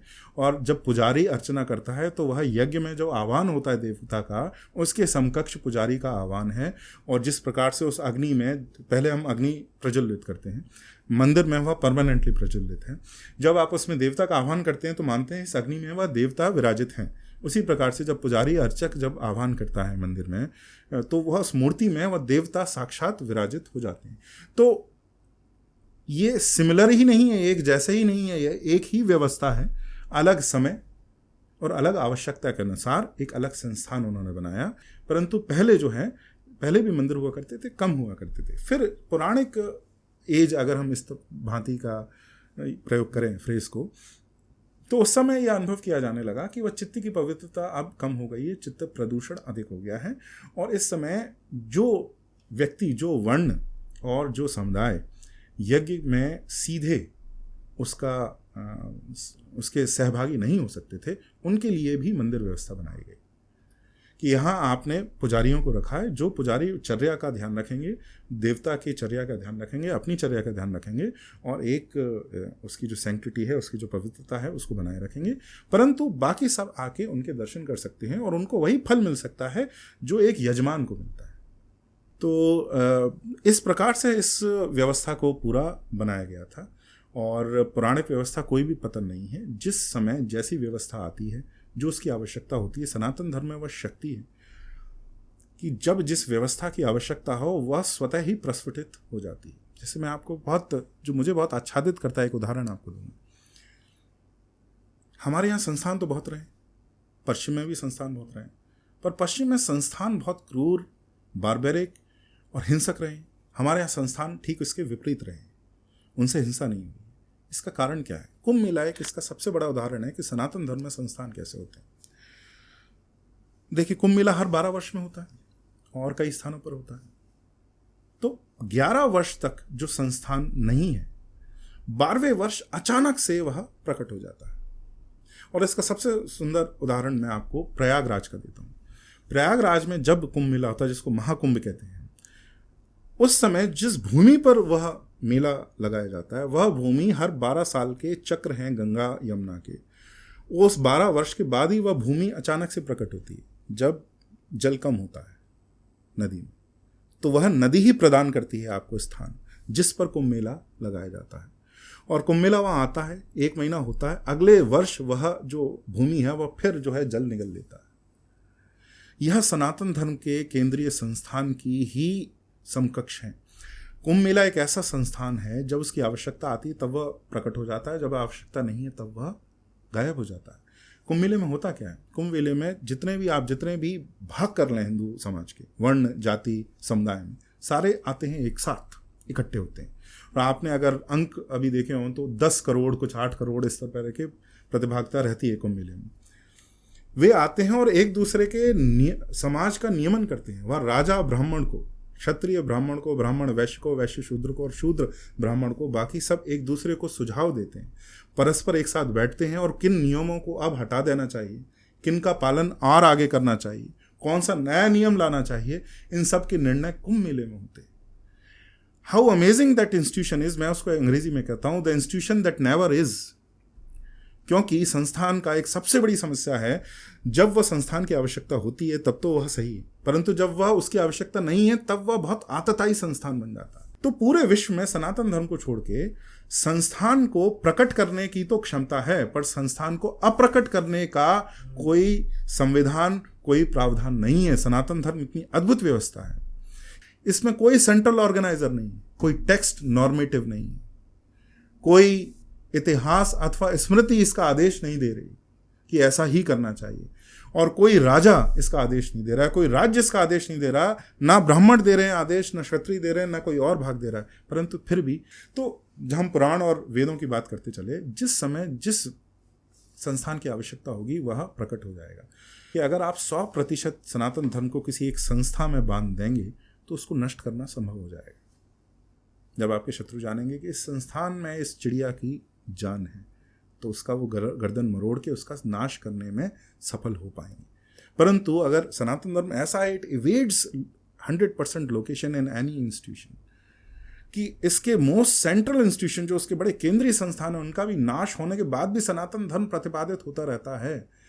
जिस प्रकार से अब ग्राम देवता जो लुप्त हो रहे हैं धीरे धीरे, ऐसे समय में जो सार्वभौमिक मंदिर और देवता हैं उनका महत्व और बढ़ गया है।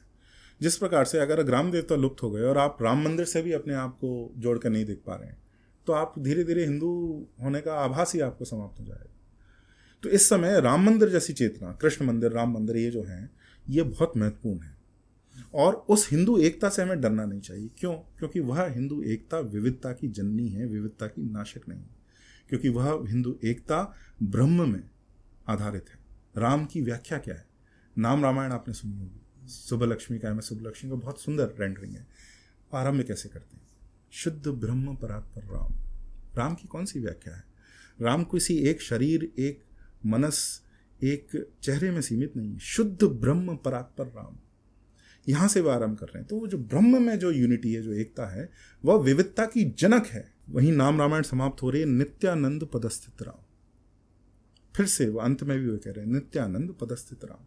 तो वो जो ब्रह्म स्वरूप जो राम है वह विविधता को नष्ट नहीं, वो विविधता के कारक है। क्योंकि अद्वैत का क्या कहना है? कश्मीर शैव दर्शन पे आपने बात पहले भी की है। कश्मीर शैव दर्शन में क्या है? पराशिव है। पराशिव में सृष्टि को बनाने की कोई इच्छा भी नहीं, वो बहुत, उनमें कोई इच्छा नहीं कुछ और क्रिएट करने की, कुछ और बनाने की।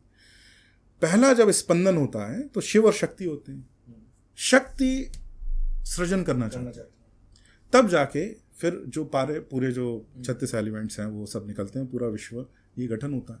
तो यह विविधता, ये मैनी कम्स फ्रॉम वन, पराशिव से सब आए हैं, उस यूनिटी से ही ये डाइवर्सिटी आई है। तो ये बहुत गलत नारा हमको ये सेकुलरवादियों ने दे दिया, यूनिटी इन डाइवर्सिटी, क्योंकि इससे डाइवर्सिटी बेसिक हो जाती है। ठीक उल्टा है, डाइवर्सिटी इन यूनिटी। ये एकता प्रधान है, विविधता उसके अंदर से निकली है। हिंदू यूनिटी, मैं आगे अगर हुआ तो एक पुस्तक भी लिखने वाला हूँ, why Hindu unity is not a threat to India's diversity. Hindu unity is creative of India's diversity, not destructive of it. तो ये हमारे धर्म, इस जो आंदोलन के अंदर वाले भी डरते हैं, वामपंथी तो डरते ही हिंदू यूनिटी से, हमारे अंदर वाले भी डरते हैं कि इससे ऐसा ना हो जाए, विविधता ना नष्ट हो जाए। डरने की आवश्यकता नहीं है। यह हिंदू एकता विविधता की जनक है, विविधता की नाशक नहीं। जिस राम में जो नित्यानंद पदस्थित हैं, जो शुद्ध ब्रह्म है, उस राम से जो चेतना निकलेगी वह विविधता बनाएगी, क्रिएट करेगी, वह उसका नाश नहीं करेगी। सर आपने बात करी ब्रह्म की, इस पे मेरा एक कन्फ्यूजन ही है सॉर्ट ऑफ, जो मेरे मन में कई बार आता है। ब्रह्म और देवता या भगवान जो हम कहते हैं, क्या ये दोनों एक ही चीज़ है या इसमें कोई भेद है, कुछ अंतर है? ब्रह्म बस हम उस अवस्था को कहते हैं जिसमें चेतना अपने परम स्तर पर है। कोई भी देवता का स्वरूप ब्रह्म में है, इटर्नल कॉन्शियसनेस। हाँ, इटर्नल सुप्रीम कॉन्शियसनेस। किसी भी देवता को अगर आप पूरा उसकी आराधना करते हैं और उसका जो परम स्वरूप है वो ब्रह्म ही है। अब उसको आप अलग अलग शब्दों से कह सकते हैं, पराशिव कह सकते हैं, महाविष्णु कह सकते हैं, या महाभगवती कह सकते, त्रिपुर सुंदरी कह सकते हैं, उससे कोई अंतर नहीं पड़ता। वो अलग अलग संप्रदाय, अंतर का मतलब आप जो संप्रदाय पालन कर रहे हैं वैसा ही कीजिए, परंतु वह ब्रह्म तो किसी भी देवता का जो चरम स्वरूप है, परम स्वरूप है, वह ब्रह्म है, उसके समकक्ष। तो फिर ये जो टर्म यूज़ करते हैं, शायद शास्त्रों में भी है कि अहम ब्रह्मास्मि कहते हैं कि मैं ही ब्रह्म हूँ। तो ये फिर वही थॉट प्रोसेस है कि मेरा भी परम स्वरूप ब्रह्म ही है। तो मैं भी जब अपने यहाँ अनुभव करूंगा तो मैं अपने पाऊंगा मैं देवता हूँ, मैं ही ब्रह्म हूँ, तो वह भी यही। इसके एक तरह से ऐसे भी देख सकते हैं कि या मैं देवता हूँ, मतलब जो एक एंटिटी है जिससे हम सब आए हैं, और हमारा जो अल्टीमेट जो मोक्ष की बात आप कर रहे थे वो ये है कि हम उस एंटिटी, उस एक चीज में वापस लौटे। तो उसका जो एक थॉट है कि उसमें वापस लौटना है, वो जो एक्सट्रीम कॉन्शियसनेस तक हम पहुंचेंगे वही ब्रह्म है, तो वो सबके अंदर है। सर अगला जो प्रश्न मन में है वो ये है कि अलग अलग पुराण, वेद, या फिर एक शब्द में कहूँ तो स्कूल्स ऑफ थॉट्स जो हैं अलग अलग, वो अलग अलग चीज़ों को सिखाते हैं। कोई मतलब अपने आप को कोई ऐसा नहीं है, मैं कहना चाह रहा हूँ कि यही श्रेष्ठ है या यही एक पद्धति जो सबसे सही है। तो अलग अलग चीज़ों को कोई, जैसे शिव पुराण में शिव जी को सबसे सुप्रीम माना गया है, विष्णु पुराण में विष्णु को माना गया है, कई लोग शक्ति को, देवी माँ को सुप्रीम मानते हैं। तो अंतिम जो प्रमाण है वो क्या होना चाहिए हमारे लिए, हमारे संस्कृति के लिए? आप इस जो जैसा प्रश्न अभी पूछा, तो जिस संप्रदाय का पालन कर रहे हैं उसका कारण ये है उनको सुप्रीम और उनको सर्वोपरि बताने का, क्योंकि आप जिस देवता के ऊपर ध्यान करेंगे तो आपका ध्यान एकाग्र होना चाहिए। ध्यान का जो लक्ष्य है वह चित्त को एकाग्र करना है। तो वो तो अगर आप कहेंगे कि ये भी सही है, ये भी सही का मतलब आप इनकी भी पूजा करें, इनकी भी पूजा करें, इनकी भी पूजा करें, तो इस तरह से आपका जो लक्ष्य है वह सिद्ध नहीं होगा। तो एक ही देवता को आपको पालन उस समय करना। इसका अर्थ ये नहीं कि आप मान रहे हैं दूसरे हीन है, परंतु उस देवता का पालन करना होगा। तो जो भी संप्रदाय बने उन्होंने उस देवता का चरम ब्रह्म स्वरूप आपको बताया है। हर संप्रदाय में वे अलग अलग हैं। अब अंतिम की अगर शास्त्रों को माने तो उसमें धर्म, हम एक और चर्चा में भी बात कर सकते हैं। शास्त्रों को अगर माने तो कई बार शास्त्र में विरोध बहुत है। कोई एक शास्त्र ये कह रहा है, एक शास्त्र वो कह रहा है, तो किसको माने? तो एक तो स्मृति और श्रुति में बड़ा इस्टेब्लिश्ड हायरार्की है कि अगर कुछ उनके बीच में विवाद होता है तो श्रुति ही महत्वपूर्ण है। परंतु यहाँ तक ही बात नहीं रुकती।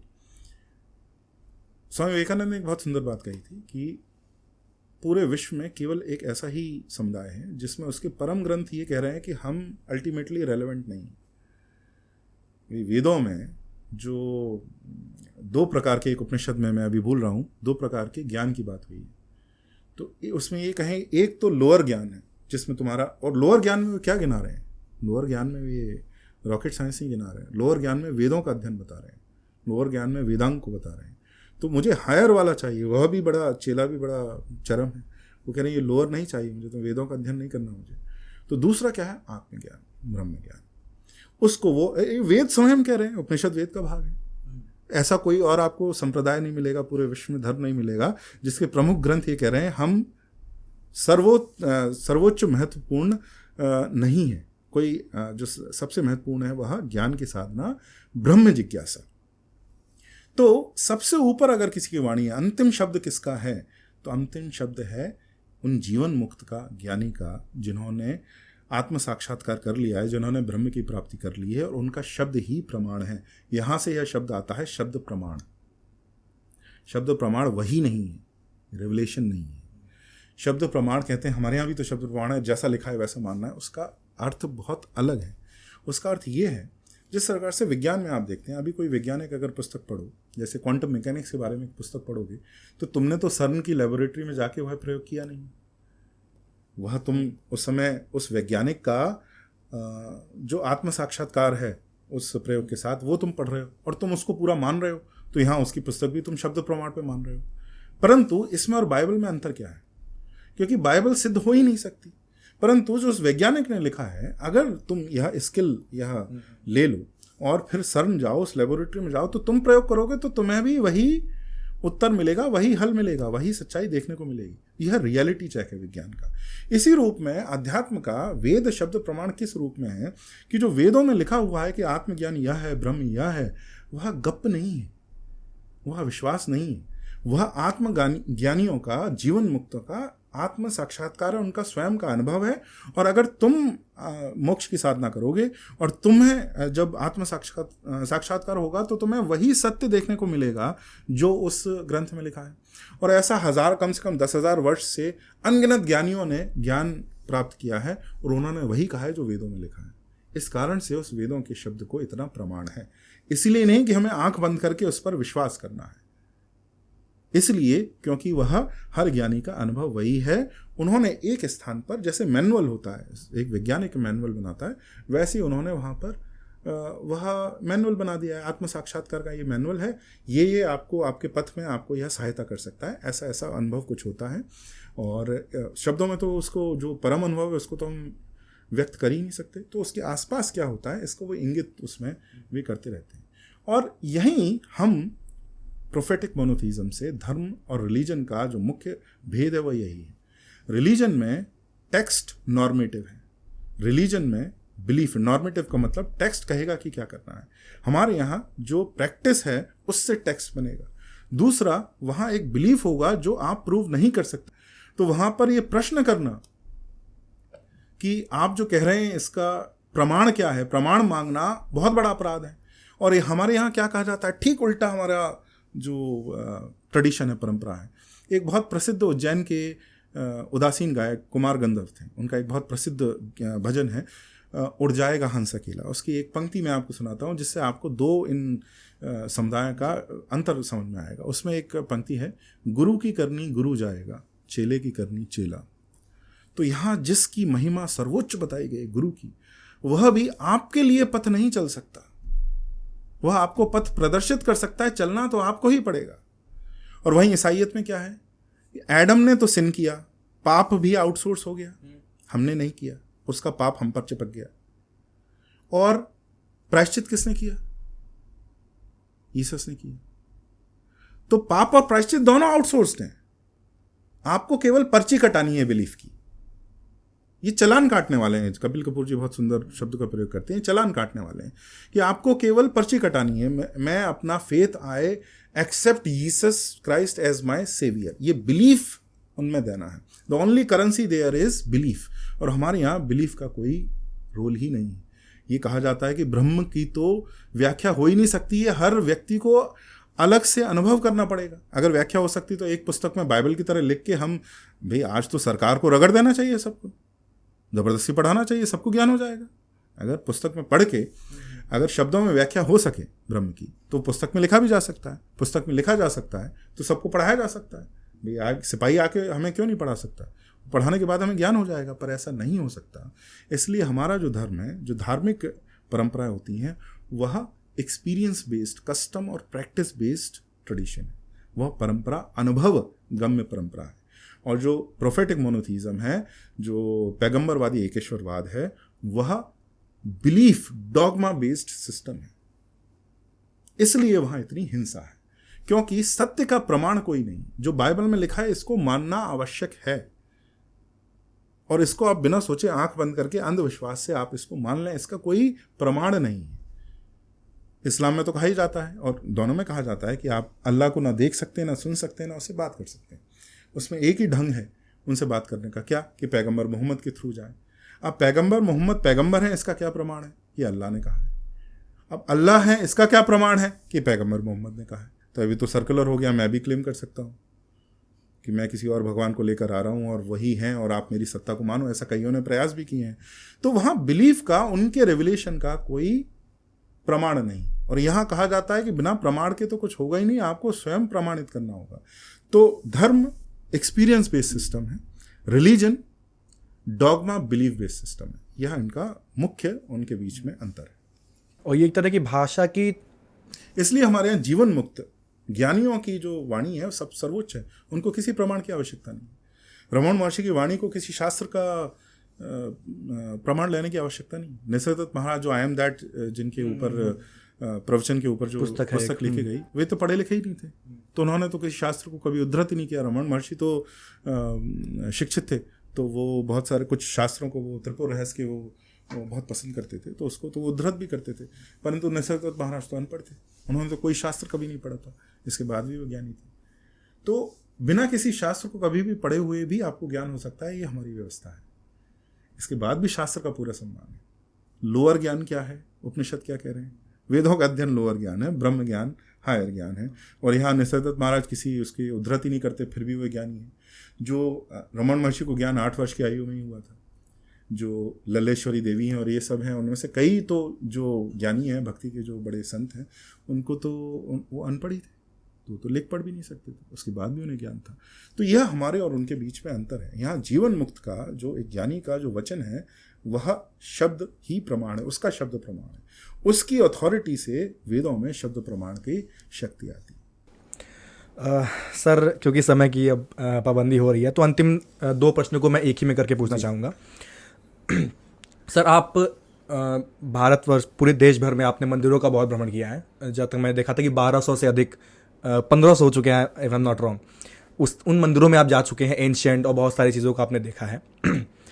मंदिर का महत्व जो आम जनता आज जानती है कि मंदिर एक जगह है जहाँ पर आप देवता का दर्शन करने जाते हैं और वहाँ आप जो पंडित है, पुरोहित है, वो पूजा पाठ करते हैं, आप दर्शन करते हैं, जिसका आपने एक अभी पॉडकास्ट में बताया कि उनके किए हुए कृत्य का जो फल है वो दर्शन करने वाले को भी जजमान के रूप में मिलता है। तो मंदिर का महत्व क्या इस तक ही सीमित था, या फिर हम जैसे सुनते आ रहे हैं कि मंदिर पहले सिर्फ देवालय की तरह नहीं बल्कि वो कम्युनिटी या उनके जो समाज के लोग थे उनके एज अ सपोर्ट सिस्टम भी काम करते थे। इसका दूसरा एंगल बस मैं इसी में जोड़ देता हूँ ताकि एक ही में ये हो जाए। दूसरा प्रश्न ये है कि आजकल मंदिरों का सौंदर्यीकरण किया जा रहा है, जो कि हम स्टार्टिंग में भी बात कर रहे थे कि वो उसका काशी कॉरिडोर जैसे बना, उसको और सिस्टमैटिक किया जा रहा है। इसको करने में जो मंदिर का तीर्थ क्षेत्र होने का जो एसेंस था, जैसे मैंने पढ़ा भी था कि काशी विश्वनाथ में जब कॉरिडोर पूरा बन के तैयार हुआ तो करीब हज़ारों की संख्या में शिवलिंगों को तोड़ा गया था, जिसकी फ़ोटो भी में अवेलेबल थी, जो बोरे में भर भर के उनको वहाँ से हटा दिया गया कि एक शिवलिंग है उसकी पूजा होनी है। जबकि तीर्थ स्थल का ये एसेंस नहीं था। जो भी तीर्थ स्थल बनाए गए थे उनका एक पर्टिकुलर बनाने का तरीका होता है, किस तरह से आप जा करके मेन डेटी तक पहुँचेंगे। तो क्या ये सौंदर्यीकरण, ब्यूटिफिकेशन मंदिर के तीर्थ स्थल होने के एसेंस को हिंडर कर रहा है? आप इसको कैसे देखते हैं? जी, पहले तो मैं पहला प्रश्न भूल जाऊं। पहला प्रश्न जो पूछा था वो क्या था? पहला प्रश्न था कि मंदिर का एसेंस, जो कि क्या वो सिर्फ एक देवालय है या फिर कम्युनिटी सर्विस? तो उसका जो सबसे प्रमुख लक्ष्य है वह तो दर्शन करना है, क्योंकि उसका सबसे जो मुख्य लक्ष्य है वह आध्यात्म है। तो आप मंदिर में जाके जब दर्शन करते हैं तो अब उसका समय नहीं है, लेकिन एक तरह से वो जो ऊपर कलश है, नीचे कलश है, शक्तिपात की जो प्रक्रिया है वह मंदिर में होती है। और वही जब आप दर्शन करते हैं तो आप स्वयं के सत्य स्वरूप का अथवा ब्रह्म का दर्शन कर रहे हैं, ऐसी अवधारणा है। तो सबसे प्रमुख लक्ष्य तो वही है।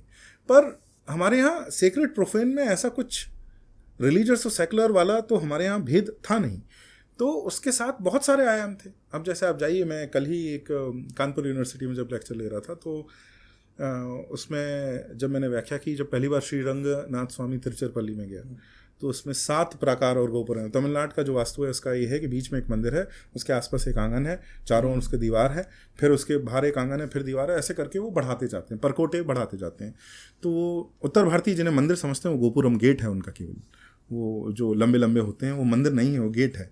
वो मंदिर तो बहुत छोटा अंदर होता है, तो वो गेट इतने बड़े होते हैं। तो जब मैं पहले गेट में घुसा, बहुत गोपुरम बहुत ऊंचा है, तो मैं मंदिर के अंदर घुस गया हूँ। मैं मंदिर के अंदर हूँ टेक्निकली। 4 लेन रोड है, बहुत चौड़ी रोड है, उस पर बसें जा रही हैं और मंदिर के अंदर बैंक है, मंदिर के अंदर भोजन की दुकान तो है, हर प्रकार की दुकान है, यहाँ तक कि चप्पल की भी दुकान है। तो सीक्रेट प्रोफेन इतना अलग नहीं है।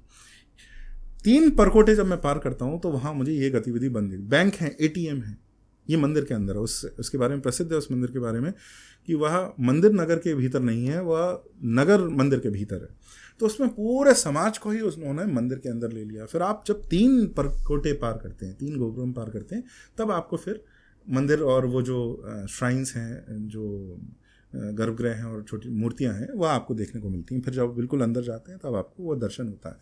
तो मंदिर एक प्रकार से सारे आयामों को, आपके जो वित्तीय हैं, राजनीतिक हैं, राजनीति भी उससे अलग नहीं है, परे नहीं है।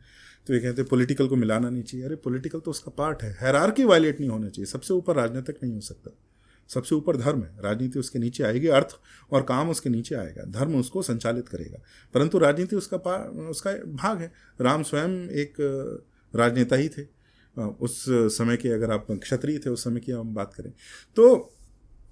मंदिर में इस तरह के सारे आयाम होते हैं। ऐसा कहा जाता है, दीपा दुराई स्वामी भी अपनी पुस्तक में कहती हैं कि मंदिर अर्बनाइजेशन की फोर्स थे। पहले एक मंदिर का सृजन होता है, फिर उसके आसपास जो इकोनॉमिक एक्टिविटी, जो वित्तीय जो वहाँ गतिविधि होती है, उससे वहाँ लोग आके बसने लगते हैं और पूरे एक समुदाय बनने लगता है और एक बड़ा नगर बन जाता है। तो हमारे यहाँ देवत्व को सदैव जीवन के केंद्र में रखा जाता था। तो उसका ये उदाहरण था कि पहले मंदिर बनाया, नगर के बीच में मंदिर नहीं बांधा जाता था, मंदिर के चारों ओर नगर जो है प्रकट होता था। तो उसमें सारे आयाम हैं, उसमें सब कुछ होगा, उसमें धर्मशाला भी होगी, उसमें लोग भोजन भी करेंगे, उसमें अपने झगड़े भी सुलझाने आएंगे। यहाँ तक कि मैंने कई मंदिरों में देखा है लीगल एड क्लिनिक की तरह भी अनेक क्षेत्र तो होता ही, सोशल वेलफेयर तो होता ही, मंदिर के थ्रू होता है। उसमें स्कूल भी है, विद्यालय भी है, उसमें अस्पताल भी है। यह सब मंदिर के अंदर और प्रांगण के अंदर। गोवा में जाएं अभी, आप जो प्राचीन मंदिर जो बाधित नहीं हुए उसमें यह सब आपको देखने को मिलता है। फिर मैंने एक चंबा में लक्ष्मी नारायण मंदिर है, बहुत सुंदर है, वहाँ तो जाके देखा कि वहाँ मंदिर के सामने एक चबूतरा था, उस पर लिखा था न्याय चबूतरा। मैंने कहा ये क्या है, मैंने पुजारी से पूछा तो उन्होंने कहा कि हम 90-95% जो हमारे झगड़े होते हैं उसमें कोर्ट नहीं जाते, हम मंदिर आके देवता को साक्षी मान के यहाँ अपने झगड़े सुलझाते हैं। यही बेलावाड़ी में मुझे कर्नाटक, ये एक मंदिर की बात नहीं है, पूरे भारत भर में मैंने देखा है। तो मंदिर में यहाँ तक कि केसेस भी सॉल्व होते थे। अब मर्डर और इस तरह के वायलेंट क्राइम्स वहाँ नहीं होंगे, परंतु जो परिवार के जो झगड़े हैं, समुदाय के झगड़े हैं, जाति के झगड़े हैं, ये सब वहाँ उनका समाधान होता था। तो मंदिर इस प्रकार से हमारे पूरे जीवन का केंद्र हुआ करता था, और आज के समय में तो वह और भी महत्वपूर्ण हो गया है। तो मंदिर की अवधारणा ये थी कि पूरे समाज के जीवन की जितनी भी गतिविधियां हों मंदिर के अंदर सम्मिलित हों, मंदिर के बाहर ना जाए। तो उससे ये होता है कि जो भी आपका जीवन है उसमें देवत्व का और सेक्रेट का, डिवाइन का, उसमें जो है योगदान अवश्य रहता है। तो इसलिए मंदिर ये सारे आयामों के साथ था। दूसरा और अंतिम प्रश्न का उत्तर जो आप बोल रहे हैं वह बहुत विवादास्पद है, लेकिन उस पर मैंने लिखा भी है और मैं उसकी बातचीत करते रहता हूँ। तो अवश्य कोई तीर्थ क्षेत्र टूरिस्ट प्लेस तो नहीं है। बीच की तरह जो आप डेवलप करते हैं वो आपको डेवलप तो आप कोई तीर्थ क्षेत्र नहीं कर सकते, ये तो बिल्कुल स्पष्ट बात है। परंतु एक और बात है कि शास्त्रों में बार बार यह आदेश है कि जो राजा हैं, जो रानी हैं और जो धनी व्यक्ति हैं वो तीर्थ क्षेत्र पर जाके तीर्थ यात्रियों के लिए सुविधाएं वहाँ बनाएं। तो यह आदेश दिया गया है कि धर्मशाला बनाएं, भोजन की व्यवस्था करें, घाट बनाएं। अगर सब कुछ ही प्राकृतिक छोड़ना है तो देवी अहिल्या ने भी वही किया जो आज यह सरकार कर रही है। अगर हम उस दृष्टि से देखेंगे तो घाट क्यों बनवाए, धर्मशालाएं क्यों बनवाएं, यह सब क्यों किया। तो तीर्थ स्थल पर तीर्थयात्रियों की सेवा के लिए कार्य करना तो हिंदुओं को आदेश है। जो जिसके पास भी धन और शक्ति है वह यह करे। बस ये ध्यान रखा जाए कि उसमें उसकी जो पवित्रता है वो नष्ट ना हो, कि वह एक बीच नहीं है या वह एक मैंग्रोव रिजॉर्ट नहीं है जिसका विकास कर रहे हैं। और उन्हीं एजेंसीज को अगर आप दे देंगे जो बीच को डेवलप करते हैं, अगर आप उनको ही इन तीर्थ क्षेत्रों को डेवलप करने को दे देंगे तो उसमें बहुत सारे कुछ अपराध होंगे और बहुत सारे उसमें त्रुटियां होंगी, वो नहीं होने चाहिए। पर इसका अर्थ ये नहीं है कि कोई हमें सुविधा नहीं उसमें क्रिएट करनी। तो ये दो इसमें भी एक्सट्रीम मत हैं, इन दोनों के बीच में। सुविधाएं तो हमें आदेश दिया गया है हमारे शास्त्रों में कि हमें सुविधा दी जाए, परंतु बस उसको एक बीच रिजॉर्ट की तरह ना विकास ना किया जाए, दूसरे रूप में विकास किया जाए। कामाख्या में जैसे बात चलती है तो नेचुरल स्प्रिंग है तो वो बहुत सेंसिटिव है, तो उसमें थोड़ा अधिक ध्यान आपको रखना पड़ेगा कि वो डिस्टर्ब ना हो जाए। तो उसको देखने के लिए आपको बहुत अधिक ध्यान रखना पड़ेगा। परंतु ये है कि केवल सरकार ही उसकी अपराधी नहीं है। जैसे कामाख्या में मैं देखता हूँ जो लॉजेस जो आ गई हैं, पहले आप ब्रह्मपुत्र के दर्शन कहीं भी कामाख्या से कर सकते थे, अब तो कुछ भी नहीं दिखता। और वो जो प्राइवेट एंटरप्राइज हैं वो कोई धर्म के बड़ा ध्यान रखते हुए कर रहे हैं, ऐसा भी नहीं कर रहे हैं। तो क्या होता है, एक और बात होती है कि जब भी कोई ऐसी व्यवस्था होती है उसमें वेस्टेड इंटरेस्ट डेवलप हो जाते हैं। वो जो लॉबी वहाँ होटल वालों की लॉबी है वो स्वयं नहीं बोलेंगे क्योंकि वो एक्सपोज हो जाएंगे, तो वो किसी दूसरे समुदाय के थ्रू बोलने का प्रयास करेंगे। तो इसमें ऐसे बहुत सारी इधर उधर घटनाएं भी होती हैं। हमको ये ध्यान रखना चाहिए कि मध्य इसमें पथ क्या है। सुविधाएं तो हमें बनानी है, पर सुविधा ऐसी नहीं बनानी है जिसमें उस तीर्थ का लक्ष्य ही समाप्त हो जाए। जैसे जो जैनी जो तीर्थ स्थल है वे कहीं भी ये केबल कार नहीं लगाते, जो पर्वत पे उनके तीर्थ क्षेत्र है। उनका कहना है कि आप 650 सीढ़ियाँ हैं तो चढ़ के आएंगे। और हमारे यहाँ तो सारी सुविधाएं प्रदान कर दी गई। पर इसका एक दूसरा भी आयाम है। सुविधाएं प्रदान करने के कारण क्या हुआ है कि इस आधुनिक समय में जब इतना डिरेसिनेशन हो गया है हिंदुओं का, अगर हमने ये सुविधाएं ना बढ़ाई और अधिक से अधिक हिंदुओं को तीर्थ क्षेत्रों में ना पहुंचाया तो उनकी वो जो रही सही हिंदू अस्मिता है वो भी चली जानी है। तो एक अच्छा उसका फॉल आउट ये होता है कि आज कहा जा रहा है राम मंदिर में 6 से 7 करोड़ लोग हर वर्ष आएंगे। 6 से 7 करोड़ लगभग आपकी 6% जनसंख्या हिंदू, और ये तो क्रिप्टो अगर आप गिन लें तो और भी अधिक हो जाएगी। 7-8% जनसंख्या हर वर्ष अगर दर्शन कर रही है तो आप सोचिए कि उस चेतना का प्रसार कितना कोने कोने तक होगा। तो मुझे पूर्णतः जो भीड़ बढ़ रही है वह बुरी भी नहीं लगती। जो वहाँ पर क्राउड, वो एक उस आउटकम ये भी है कि हमारी जनसंख्या बहुत बढ़ रही है। 1 अरब तो हम कभी नहीं थे, अब 1 अरब हैं तो निश्चित ही वो तीर्थ क्षेत्रों के ऊपर बहुत स्ट्रेस पड़ेगा। तो हमें संतुलन बनाना है कि अगर वे पहाड़ों में तो हमें अधिक ध्यान रखना होगा। प्लेन्स में तो फिर भी आप चारों ओर थोड़ी अधिक व्यवस्था कर सकते हैं, परंतु पहाड़ों में आपको बहुत ध्यान रखना होगा कि आप क्या कर सकते हैं। परंतु मंदिरों की जो समस्या है, मैंने मंदिर के पुजारियों से बात की तो उनका कहना है आप क्या चाहते हैं, हम भक्तों को आना रोक दें, और अगर हम ये सुविधा नहीं करेंगे तो 1.5 साल का क्यों लगेगा। जैसे कई लोग ये क्रिटिसाइज करते हैं कि आपने टिकट लगा के दर्शन दे दिए तो ये तो व्यापारीकरण है। तो उनका कहना है कि ठीक है, तो फिर आप लगे रहिए, 6 महीने का वेट है, क्यों का 6 महीने बाद आपको दर्शन मिलेंगे, 1 वर्ष बाद आपको मिलेंगे। जैसे चाहे तिरुपति मंदिर में भी ऐसा होता है कि बहुत ही कई दिनों की वेटिंग लिस्ट होती है लोगों के दर्शन तो करने आप के लिए। पहले से उसको ऑनलाइन बुकिंग करें, तो आपको कई महीनों बाद जो आपका वो नंबर आता है तब आप आइए, फिर आपको 6-7 घंटे में आपको दर्शन मिल जाते हैं। अगर ऐसा नहीं है तो कोई व्यवस्था ही नहीं। तो उनका कहना है कि और हम किस बात पर यह डिस्टिंक्शन करें कि आप आ सकते हैं मंदिर में और आप नहीं आ सकते हैं। अगर आप हिंदू हैं तो आप आएंगे ही, तो इसमें हम रोकें कैसे। तो ये भी समझना चाहिए इसमें नीजर्क रिएक्शन के बजाय कि समस्या यह जनसंख्या की है। दूसरा, उसका एक जो अच्छा उसका कह सकते हैं कि उसका लाभ हमें हो रहा है कि जन सामान्य में वो जो यूनिवर्सल हिंदू कॉन्शियसनेस है वो बढ़ रही है। और जब ग्राम देवता और ये कुल देवता ये कम हो रहे हैं, उस समय अगर आपने ये सार्वभौमिक देवता भी नहीं दिए तो वो हिंदू बचेंगे ही कहाँ। फिर तो कोई ईसाई आएगा और कहेगा कि हमारी तो चर्च बड़ी साफ होती है, उसमें क्रिसमस कैरल्स होते हैं और कुर्सी पे बैठने को मिलता है, केक और वाइन। और आप ईसाइयत में तो कुछ भी कीजिए, चावल की बोरी तो बहुत इट्स 80s जो कहते हैं। अब तो आपको मतलब वाइन मिलेगी आपको, आप कैसा भी, आप पोर्क खाइए, आप बीफ खाइए, आप वाइन पीजिए, आप और आप कैसे भी सेक्सुअल पतन में आप चले जाइए, उसके बाद आइए और वहाँ कन्फेस कीजिए। तो उनके पास तो सारा हर तरह का सब आ जाएं, उनका तो ऐसा यूनिवर्सलिज्म है कि सब आ जाएं। तो आपको उससे अगर सामना करना है तो अगर ये सार्वभौमिक देवी देवता और मंदिर ही अगर आप नहीं बढ़ा रहे हैं तो वो इतने भी हिंदू ना बचेंगे। क्योंकि इंटरनेट मोबाइल आने के बाद तो आप देखिए हर गांव में वह स्थिति है जो अब पहले जो नगरों में हुआ करती थी। आप ये नहीं कह सकते कि अब वो गांव में नहीं, अब वो गांव में भी वो स्थिति है। तो इसका एक अच्छा भी उसका लाभ हो रहा है, उसे एक लाभ भी है, उसकी हानियाँ भी हैं। जैसा मैंने कहा कि बीच रिजॉर्ट नहीं है और तीर्थ का लक्ष्य क्या है। अगर वो लक्ष्य नष्ट हो रहा है इस विकास से तो वो विकास करनी नहीं, और अगर वो नहीं हो रहा है तो हमें उसको करना चाहिए। इतना ही कह के मैं समाप्त करूँगा। सर, अगर समय की पाबंदी नहीं होती तो मैं इसको बहुत ही लंबा कॉन्वर्सेशन लेता। आई होप आगे फिर कभी हमें अगर मौका मिले तो हम इस पर और चर्चा करेंगे। सो थैंक यू सर, बहुत बहुत धन्यवाद आपका अपना समय देने के लिए। और जितने भी सर के आर्टिकल्स, सर के वीडियोस आप देखना चाहते हैं, उनके आर्टिकल्स पढ़ना चाहते हैं, सब कुछ लिंक आपको डिस्क्रिप्शन में मिल जाएगा। Sir on that note, thank you so much for your time, और I hope we can do this once more again when you are here. Thank you so much. नमस्कार सर। नमस्कार।